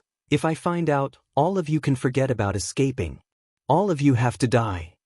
Not only Lu Yang, but even Qin Yi, Qin Huan, and a group of Iha Nation's generals felt a chill in their hearts. Now, Feng Jixing's words were no longer as insignificant as before. Feng Jixing was now the commander-in-chief of the three armies. His words were the imperial edict, and no one could defy it. Qin Yi picked up the wine cup on the table and said, General Feng's memory is really good. However, since you said that, will General Feng start to look into what happened in the past? I won't. These are two separate matters. Feng Jixing cupped his fists and smiled. Don't worry, King Zhenan. Feng Jixing is not the kind of person who would do anything for personal gain. The Iha kingdom has made a great contribution in protecting the country and willingly submitting to the great Qin Empire. This is a good thing for the people in the world. However, before settling the matter of Lai City, I'm afraid there's one more thing that I need the Iha kingdom's army to do for me. What is it? Qin Huan asked. The National Army. Feng Jixing said lightly, nearly 50,000 National Army troops are camped 10 miles north. Their commander, Zhuang Yan, has already pleaded guilty and was executed. The National Army colluded with the enemy and committed treason. All officers above Kiliarchs must be executed, but the foundation of the National Army must not be harmed. After all, those soldiers are brave warriors of the Qin Empire. So, I need your brave soldiers to be on standby at all times. When I subdue the National Army, if anyone tries to rebel, they must be suppressed immediately. I wonder if South Protecting King is willing to carry out this task? Qin Yi nodded, his face neither sad nor happy. I am willing. I will listen to General Feng's instructions. Feng Jixing poured a cup of wine and said, Come I Feng, toast all the soldiers of Iha country. You repent in time, which is the good fortune of the Qin Empire. I hope that we can fight the enemy side by side in the future and serve the empire together. As for the rewards and official titles, I will ask Her Highness Yin when we return to Lanyan City. Everyone's contributions will be indispensable. Dozens of generals of Iha country said in unison, Thank you, General Feng. Qin Yi and his son were silent. At this point, what else could they say? They could only listen to what Feng Jixing said. However, Feng Jixing's intention of letting the Iha country troops suppress the rebel army of the National Army was so deep that it made people tremble. This famous general of the empire seemed to have the intention of watching the dogs bite each other. Qin Yi had no choice and could only do this. In order to protect the last bloodline of Iha country, he could only do this. He could only hope that Feng Jixing was a benevolent general and would not be ruthless. Thinking of this, Qin Yi inadvertently glanced at Qin Huan beside him and saw that there was gratitude on his face. It seemed that the province according to merit that Feng Jixing said had already affected him. Ha! Qin Yi smiled silently. This was also good. Perhaps. 4 days later, the army from the north of the ridge arrived 10 miles away. All 200,000 people of the National Army were stationed in the plains and valleys. On the side were 50,000 people of the Imperial Army and tens of thousands of people of the Zhongnan Army. On the 2nd of May, under Feng Jixing's order, 2,000 notices about the death of the National Army's commander, Zhuang Yan, were sent to all the camps of the National Army. Almost every centurion camp received a notice and every soldier of the National Army knew about this news. In the notice, Feng Jixing ordered all centurions and kiliarchs of the National Army to bring their men to the Imperial Army's camp within 3 days to disarm and accept reorganization and arrangement. Otherwise, they would be charged with treason. On the first day, nearly 100,000 soldiers of the National Army disarmed themselves and accepted reorganization. On the second day, 40,000 people disarmed themselves. On the third day, 20,000 people disarmed themselves. However, there were still 40,000 soldiers who refused to disarm. They were the subordinates of Su Changjing and Lu Xiu. In the middle of the night, stars filled the sky and illuminated the earth. However, the people on the ground were extremely distressed. In the big tent, Lu Xiu and Su Changjing sat opposite each other and drank wine. Their faces were deathly pale. There are only 2 hours left. Brother Su, do you have an idea? Lu Xiu asked. Su Changjing shook his head. What idea can I have? We have offended Feng Jixing too much.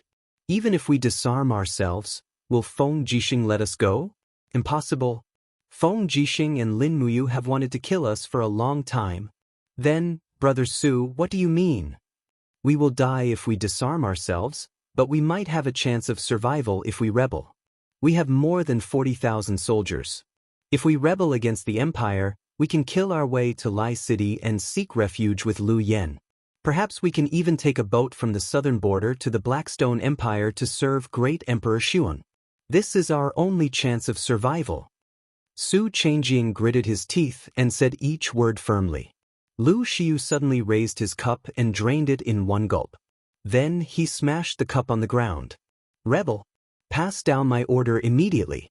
Follow me to kill our way out of the valley. All right, we will kill our way out together. Yes. Under the starlight, Su Changjing and Lu Xiu's 40,000 soldiers did not even raise their torches. They just headed straight for the exit of the valley. However, they did not notice the dozens of magic crystal cannons that had been set up in the valley, as well as the tens of thousands of Iha country's soldiers blocking the exit.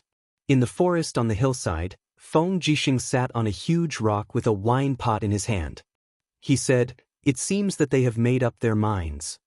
Su Jiantao sneered. Su Changjing and Lu Xiu are 2 idiots.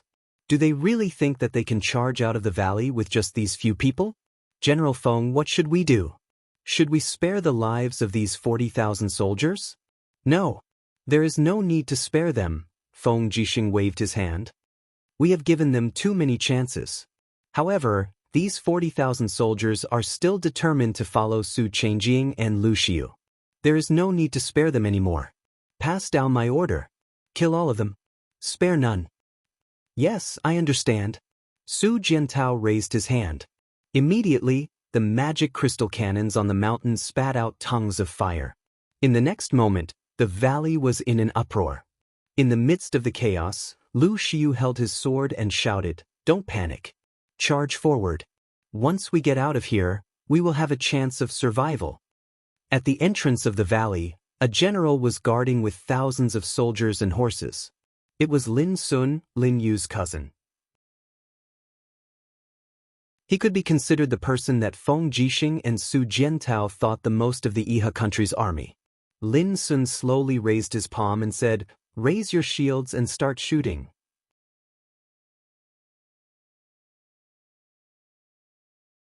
Chapter 1032. Ambush. Ambush. In the valley, the generals of the rebel army were pale. Looking at the soaring flames and the dense arrows in the distance, they were in a dilemma. Only Zhuang Yan raised his long sword and shouted, "Do you see the flag? It's the Iha nation's rabble. How capable can a traitor like Qin Yi be? We are the imperial army. Charge forward. Whoever kills Qin Yi will be promoted to lieutenant general captaincy." "Yes, my lord." With a great reward, there would always be brave men. The rebel army was originally a group of desperados.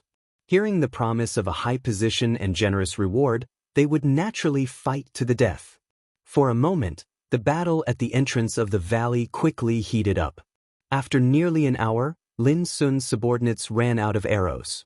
He immediately raised his long sword and said, "Don't let a single person out. All officers and soldiers, draw your swords and fight with me.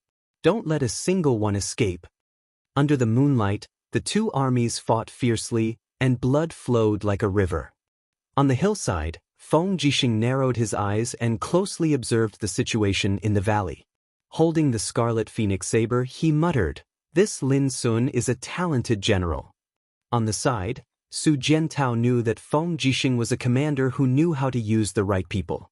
He smiled and said, "Since the Yihe nation has already surrendered, then it's only a matter of a word for General Feng to transfer Lin Sun under his command. However, I'm afraid that it will be criticized by the old officials in the court. After all, this Lin Sun is Lin Yu's cousin, and Lin Yu was the main person who caused the disaster in Lanyan City." "Yes," Feng Jixing sighed and said, "but General Su, don't forget that a soldier's duty is to obey orders. Back then, Lin Yu was only Qin Yi's subordinate. It was also his duty to set up the plan. These are two different things. This Lin Sun can fight so bravely against the rebel army. He's brave and resourceful. I must use him." Su Jiantao smiled faintly. "I know I can't persuade General Feng, so I'm just reminding him. If he wants to use him, then use him." The appearance of Liu Yan's army also means that the Blackstone Empire hasn't given up. I'm afraid that another war won't be too far away. The Empire is in dire need of manpower. If General Feng disregards the past and uses a general like Lin Sun, it might not be a bad thing.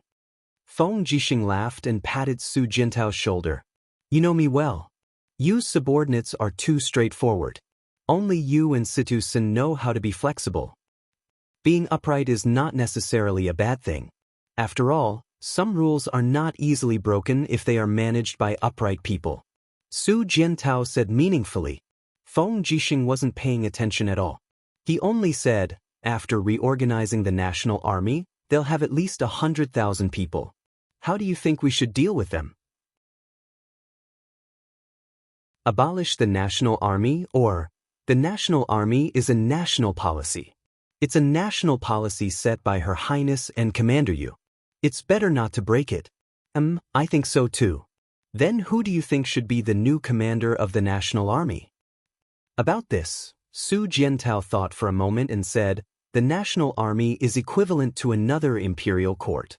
In the future, it will gradually replace the imperial court, and the national army will be the guardian army of the national army. In my opinion, the original commander of the imperial army was Qin Lei. Now, the commander of the national army should be someone from the Qin family. Shizhong Wang Qin Yan is the best candidate." Feng Jixing smiled happily. "That's for the best. It just so happens that a Yan is relatively free now. A mere temple grand deacon isn't his ambition. Let's do this after we return to the imperial capital." Su Jiantao looked at the valley in the distance and said, "Should we attack? Otherwise, I'm afraid that the tens of thousands of volunteer soldiers under Lin Sun's command will be wiped out." "Let's wait a little longer," Feng Jixing said lightly. Su Jiantao was a little surprised.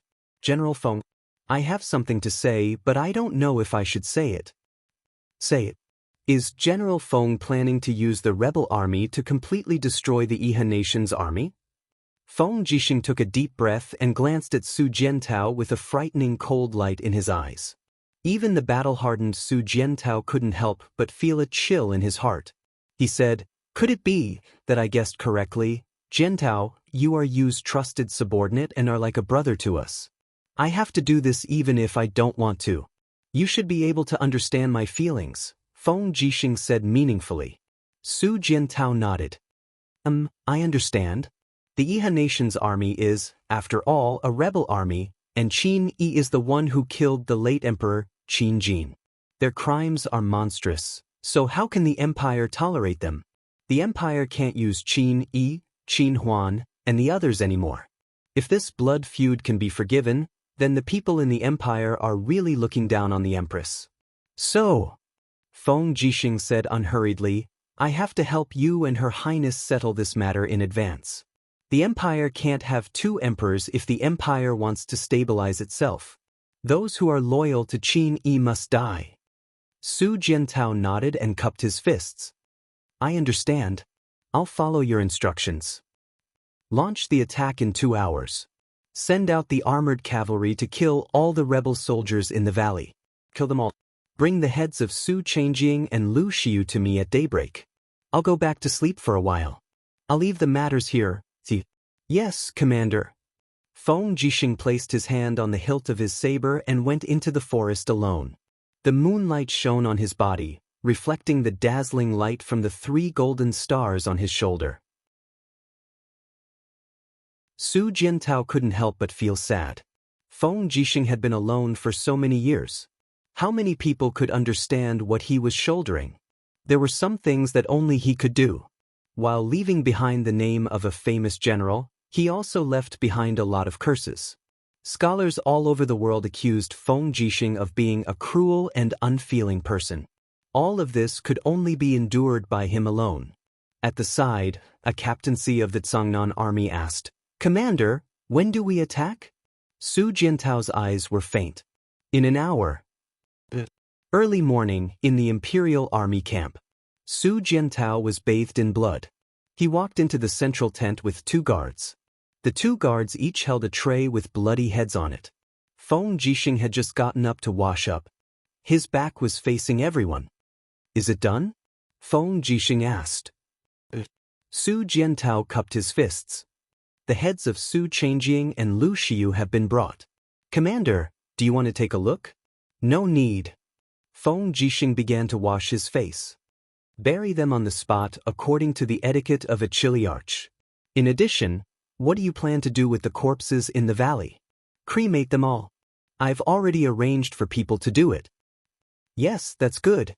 Feng Jixing turned around. He took a towel from a servant and wiped his face. "How many people from the Iha army died?" "More than 10,000. Of the remaining 16,000 people, more than 3,000 are seriously injured. Many are so severely disabled that they can no longer pick up weapons. Qin Yi, Qin Huan, Lu Yang, and the others are counting the number of people. The entire Iha army camp is." At this point, Su Jiantao suddenly fell silent. "How are they?" Feng Jixing asked. "They're all crying and screaming. Many of them have some rebellious thoughts. It's normal to have rebellious thoughts. They were originally rebels, so it's not surprising." The corner of Feng Jixing's mouth curled up. "But a mere 16,000 people can't make much of a difference. Pass down my order. Arrange for these 16,000 people from the Iha army to be in charge of logistics. Ding Shi will be in charge of them. In addition, call Lin Sun here." "Yes." Not long after, Lin Sun, covered in blood and broken armor, rode his horse. He walked straight into the central tent of the Imperial Army camp. He found Zhang Wei, Luo Yu, Su Jiantao, and the other generals there. A trace of reverence flashed across his eyes. Lin Sun quickly walked over and knelt on one knee. "General Lin Sun greets the Imperial Army commander." "Rise." Feng Jixing smiled. "General Lin Sun, do you know why I called you here?" Lin Sun was stunned. "I don't know, General, what do you think of the Iha army?" Feng Jixing asked. Lin Sun was startled. He lowered his head and pondered for a few seconds. Then he looked up and said, "The Iha army was originally an army to open up new territories. However, due to improper leadership, they were defeated again and again. They were routed all the way from Dragon-shaped Island to Mingshan province. Their original 500,000 people were reduced to 10,000 today. This subordinate thinks that the Iha army is brave, but not good at using it." "Well said. What do you think of the Empire's army? For example, the Imperial Army, the Dragon's Courage Legion, and so on." Lin Sun's eyes lit up. "The Empire's army is brave and loyal. They have fought many battles since 31 years ago. They defend against the demons in the north and Tianji in the east.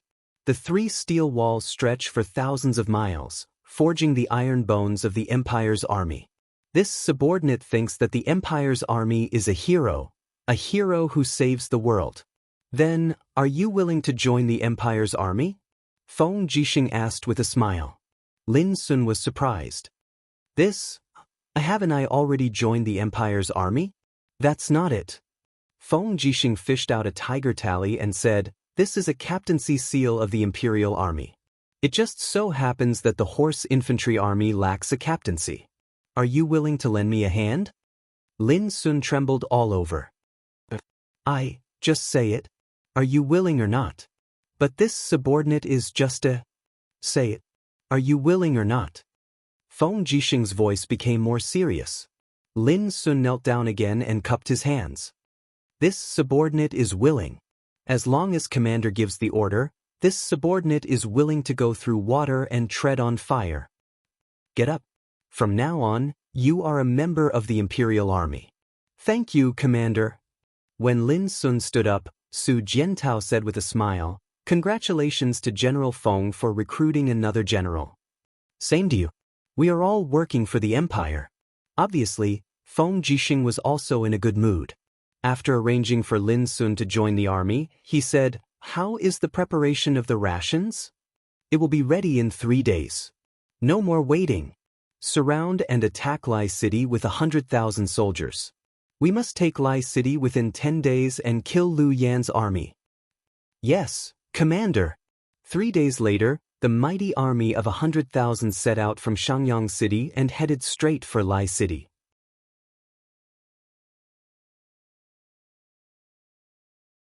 Chapter 1033. On the 10th day of the 5th month, amidst the billowing dust, the mountains and plains of Lai City were already covered with the fluttering purple Yinhua war flags. Feng Jixing had spent 5 whole days to transport 100 magic crystal cannons from Xiangyang City. It was evident that he was determined to destroy Lu Yan's army. The weather in early summer was very refreshing.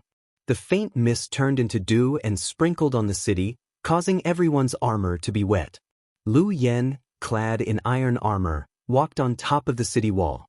Looking at the approaching Qin army from afar, he felt a chill in his heart. They had come too fast. Crack! Amidst the lightning, Fu Yun broke through the void and arrived. He cupped his fists slowly and said, "Greetings, Commander."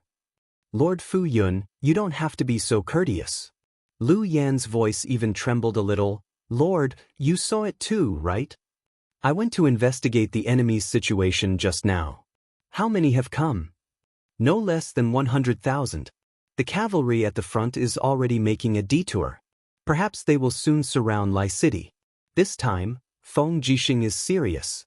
I don't think he intends to let us leave Mingshan province. Is there any news from the Empire?" Lu Yan was a little tired. He sat on a sandbag under the battlement and leaned on his sword in front of him. "There is." Fu Yun said, "Lord Longxi of the Thunderflame sect and He Song of the Wolf Valley have joined forces. They have gathered at least 150,000 soldiers. Together with His Majesty the Martial Saint Emperor, we can totally mobilize 500,000 soldiers to fight the Qin army to the death. The only problem is, what is it? We have cleared the forest of Dark Mountain, but we still don't have enough warships. Currently, we only have 800 warships. It's not enough to transport enough soldiers here. Also, there are at least 3 months before the east wind current arrives. I'm afraid we can't wait any longer. Why don't we open the city gates and head straight for the south? We might still have a chance of winning." "Forget it." Lu Yan shook his head. "There are still more than 10,000 wounded soldiers in the city, and they can't march at all. I can't let them die with me. Lord Fu Yun, I'm afraid our friendship ends here. Please quickly lead the dragon riders out of this desperate situation. You can fly in the sky and return to your home. I, Lu Yan, will lead the army here to fight Feng Jixing and stall them." Fu Yun gritted his teeth and said, "His Majesty didn't send me here to bury the sea and mountain army. This absolutely won't do." Lu Yan suddenly laughed in disappointment. "You and I are both soldiers of the Empire, so there's no need to be so childish. Go, preserve the strength of the dragon riders. In the future, avenge me, Lu Yan, and the 150,000 brothers of the sea and mountain army." The iron hooves of the Blackstone Empire will trample over every inch of the Shattered Cauldron realm and enslave our enemies. Only then will I be able to smile in the underworld. You have really decided? Fu Yun sighed softly. "In that case, Fu Yun will not stop you, Commander. Go, avenge me." Not long after, giant dragons rose into the sky one after another, taking the dragon riders with them as well as the peak strength of the army and leaving Liege City. In the blink of an eye, the dozens of dragon riders turned into little black figures in the sky and disappeared from everyone's sight. Lu Yen looked up for a long time. His neck was probably sore, so he sat down again and said, "When will they start fighting?" Bailey Yen said, "Feng Jixing is currently surrounding the city. He won't make a move before he forms an encirclement." "How do you think Feng Jixing will attack Liege City, Mr. Yen? Will it be a forceful attack or a desperate one?" "I'm afraid neither will be the case." Bailey Yen smiled bitterly. "Our army only has less than 30,000 soldiers, but Feng Jixing has 100,000. Moreover, he has powerful magic crystal cannons in his hands. He doesn't need to use these two tactics. I'm afraid that before the sky turns dark, he will order the cannons to attack Liege City. Liege City is just a small county city. The city walls aren't thick and can't withstand the destructive power of the magic crystal cannons. Then what about us? Do we have a choice?" Lu Yan's eyes were filled with confusion. Bailey Yen shook his head. "We can either fight to the death or surrender." "Surrender?" Lu Yen pursed his lips and said, "I want to see Feng Jixing." Bailey Yen was stunned. Lu Yen stood up. "Men, prepare a horse. I want to go to the Qin army's main camp to see Feng Jixing." "Absolutely not. Commander, this is like a sheep walking into a tiger's mouth. Don't try to persuade me."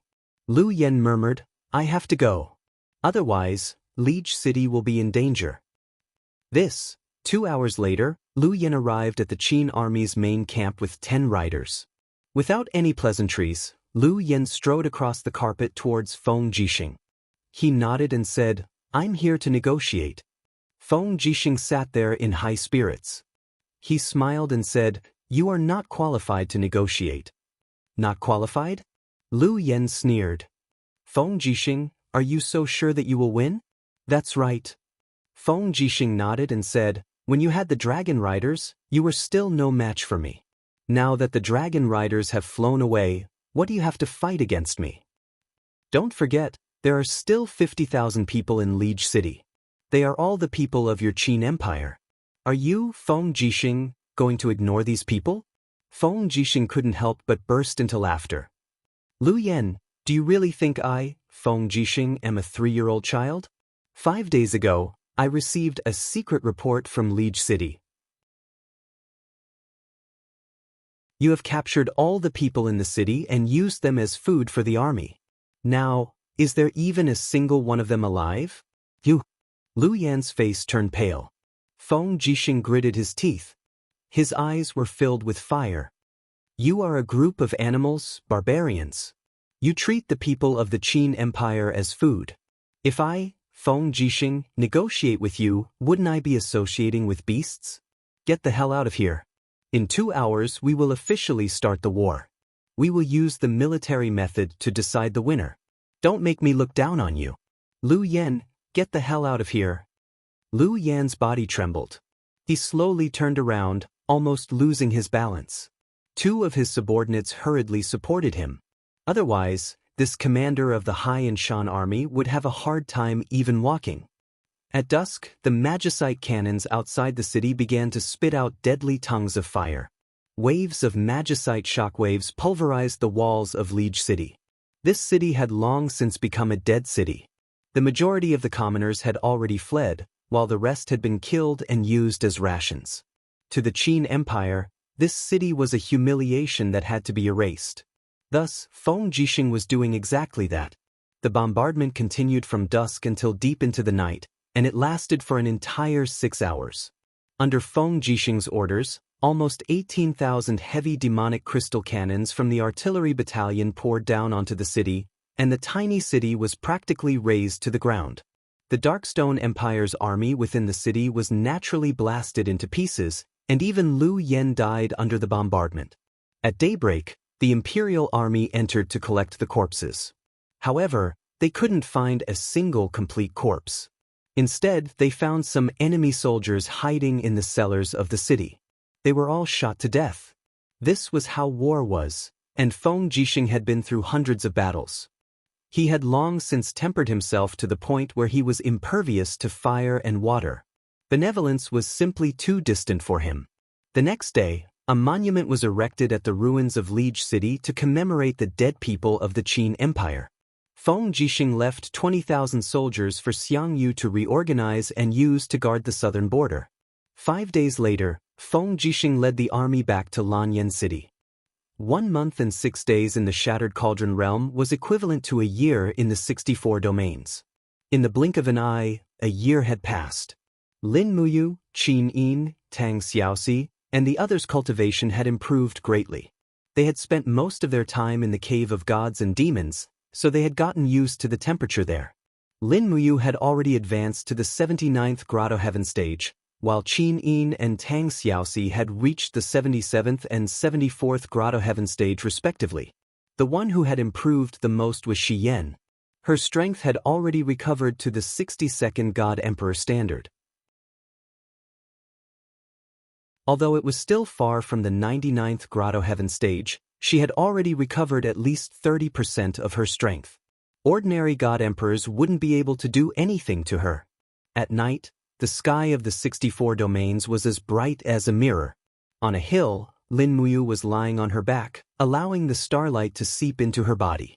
She closed her eyes and said with a relaxed expression, "How long have we been in the prehistoric mystic realm?" "Almost 2 years," Qin Yin said. "Time really flies." In the blink of an eye, 2 years have passed. Lin Muyu opened her eyes and hugged Qin Yin. "Xiao Yin, do you miss home?"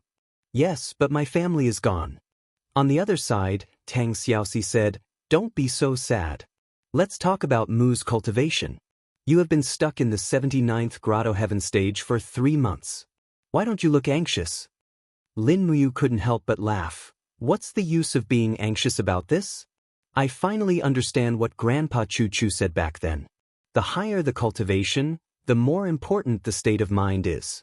If I can't break through and prove my Tao, even if I step into the 80th Grotto Heaven, I'll only be a mediocre god, just like Wu Feng and Dong Feng Yen." As she spoke, Lin Muyu suddenly narrowed her eyes. "Someone is coming. It's Feng Zhanlin." As expected, a gust of wind condensed in the air, and Feng Zhanlin's figure appeared. He smiled awkwardly. "I'm really sorry to disturb Lin General's quiet cultivation here." Lin Muyu remained calm. "I'm not cultivating. I'm just flirting with girls here. If you have something to say it quickly." Qin Yin and Tang Xiaoxi blushed, but they couldn't do anything to this guy. Feng Zhanlin said, "All right then. Reporting to Lin General, a few hours ago, the sacred relic was ambushed. The celestial dragon was injured, and 2 of our divine kings were also seriously injured. The treasure in the sacred relic, star chess, was stolen." Lin Muyu suddenly jumped up from the grass. "Who is so daring to behave atrociously in our territory? They are all masked, but judging from their aura, they should be from the Starfall domain. Even Zheng Xian is here. The Starfall domain finally came to us." Lin Muyu shook her arm, and rays of light bloomed. "I haven't fought for a long time, and my hands are itching. Domain Lord Feng, go back and prepare. We will return to Dragon City in 3 days. We will discuss this first." "Yes."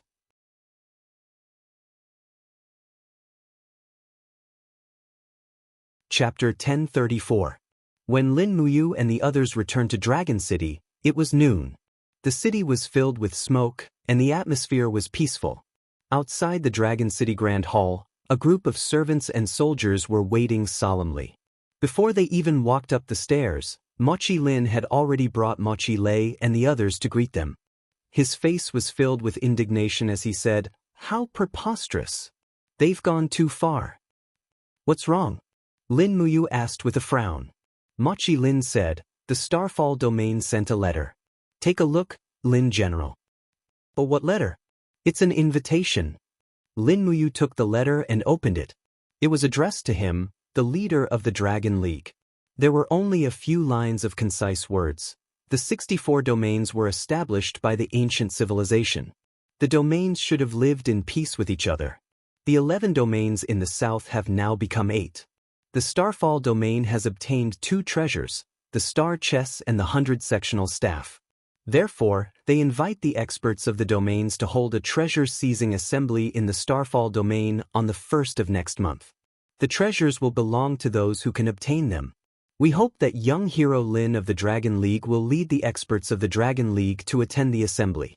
Zheng Xian thanks you. Qin Yin and Tang Xiaoxi were confused. Lin Muyu handed the letter to them. Mochi Lin said angrily, "What treasure-seizing assembly? The star cluster chess was clearly stolen from the Saint Relic. This is simply despicable and shameless, holding a treasure-seizing assembly with the star cluster chess from the Saint Relic.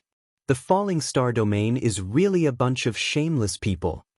Lin Muyu frowned and said, "This is not what I'm worried about. What I'm worried about is Zheng Xian and Dongfang Yan's real intention in holding the treasure-seizing assembly. Do they want to take the opportunity to get rid of the top experts of the southern domains?"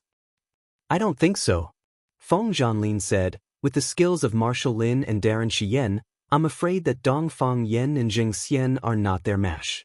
What's more, Zheng Xian was already defeated by Marshal Lin at the Dragon Union's grand ceremony. Unless they have another backing, but we don't know what this backing is," Lin Muyu asked. "Have Dongfang Yan and Zheng Xian made any moves in the past year?" Mochi Lin cupped his fists and said, "Zheng Xian is in charge of the affairs of the Falling Star region, and he appears in public every month. Rumor has it that he is diligently practicing and improving the butterfly knife art. As for Dongfang Yan, there hasn't been any news about him in the past year. It's as if he disappeared from the world, and no one knows what happened. It seems that the problem lies with Dongfang Yan." Lin Muyu narrowed her eyes. "When is the 1st of next month?" 5 days later. Let's get ready.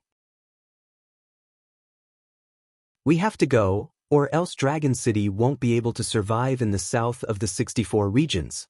Yes. Feng Zhanlin said, "Lin General, how many people are suitable for us to bring?" "Only 10 Emperor Gods will be enough. The rest will stay and guard Dragon City." "Yes." Lin Muyu walked into the hall and asked, "Are the participants only from the 8 southern regions?" "Yes, the Falling Star region only invited the 8 southern regions." Mochi Lin said, "Besides the Falling Star region and our Dragon League, there are also the Skyway region, the Earth Carrier region, the Fire Qilin region, the Wind End region, the Silver River region, and the Thunderrise region. Among them, our Dragon League is the strongest, followed by the Falling Star region, the Skyway region, and the Earth Carrier region. The other 4 regions are weaker, and I'm afraid they won't be able to fight for the star chess and the 100-segment staff." "What kind of treasures are the star chess and the 100-segment staff? I forgot to ask Senior Luo Tianji at the Sacred Relic." Feng Zhanlin smiled. "The star chess, as the name suggests, is actually a chessboard that hides the mysteries of heaven. The black and white chess pieces can fly and injure people, and the star chess is a unique hidden weapon in the world. The 100-segment staff is a long staff similar to an iron rod, and it can be extended and retracted at will. It has 100 segments, and it's very difficult to defend against it." "Are they all divine artifacts?" "According to the classification of the 64 regions, they should be second-grade divine artifacts, slightly lower than the Xianyuan sword and Yuhua zither, but 2 grades higher than the Star's sword. The Star's sword was a substandard divine artifact. It seemed that there was a 3rd-grade divine artifact among the 64 regions." Lin Muyu had a bad premonition and said, "This trip to the Falling Star region is no small matter. We must select our strongest Emperor Gods.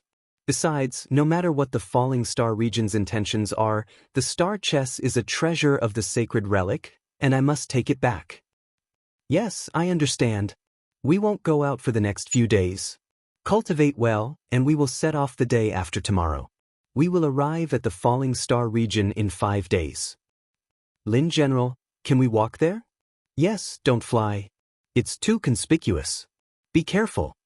"Yes." At night, in the Imperial Garden of Dragon City, it was very quiet in the autumn. The cool night breeze blew, bringing with it a faint fragrance of the wilderness, which made people feel relaxed and happy. In the small courtyard, Lin Muyu sat cross-legged on a flat rock, leaning against a short pine tree behind him. The invisible elephant divine power was circulating around his body slowly. He looked peaceful, as though he was asleep. Lin Muyu had been maintaining this state of cultivation for the past few days. He did not deliberately circulate his power, he just let the power in his body circulate on its own. Meditation was a state of mind cultivation. Lin Muyu had the sovereign personality, but what he lacked was not power, but a kind of improvement in his state of mind. He had not reached this state yet, so he could only improve by thinking and seeking. Letting nature take its course, his aura seemed to merge with everything around him. Under the moonlight, 3 beauties sat facing each other, drinking tea by the tea table in the small courtyard.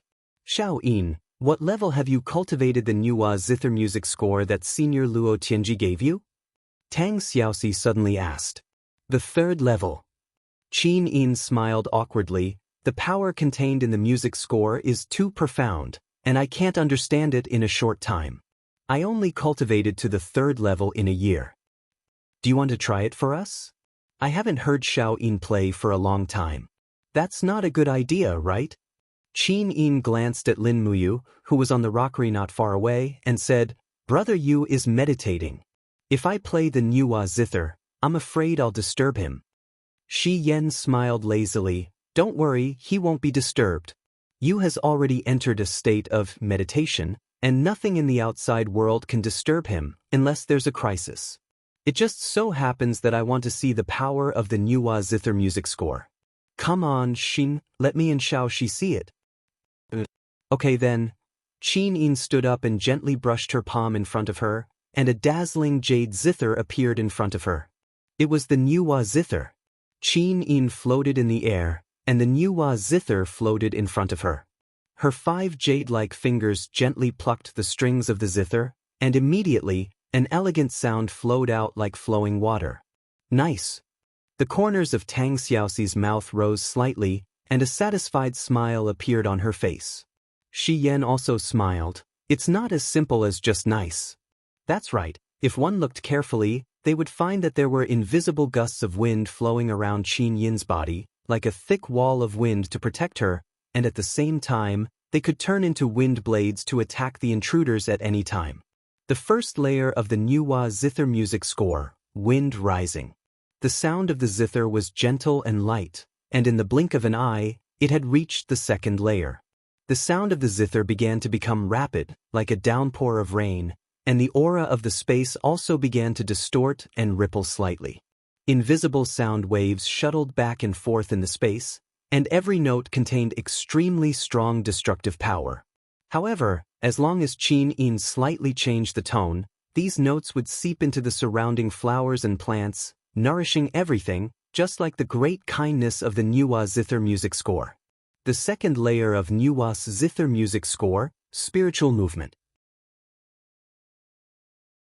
Before the 3rd layer of music was played, Qin-yin's palms pressed down and stopped playing. She smiled and said, Okay, that's it. The power of the 3rd layer of music is too strong. It's better not to play it. The 3rd layer of music is the soul splitting, right? Shi Yen asked with a smile. Okay. Shi Yen said, I've read the music score. The power of the soul splitting can directly attack the opponent's soul with sound waves, which can cause a fatal blow.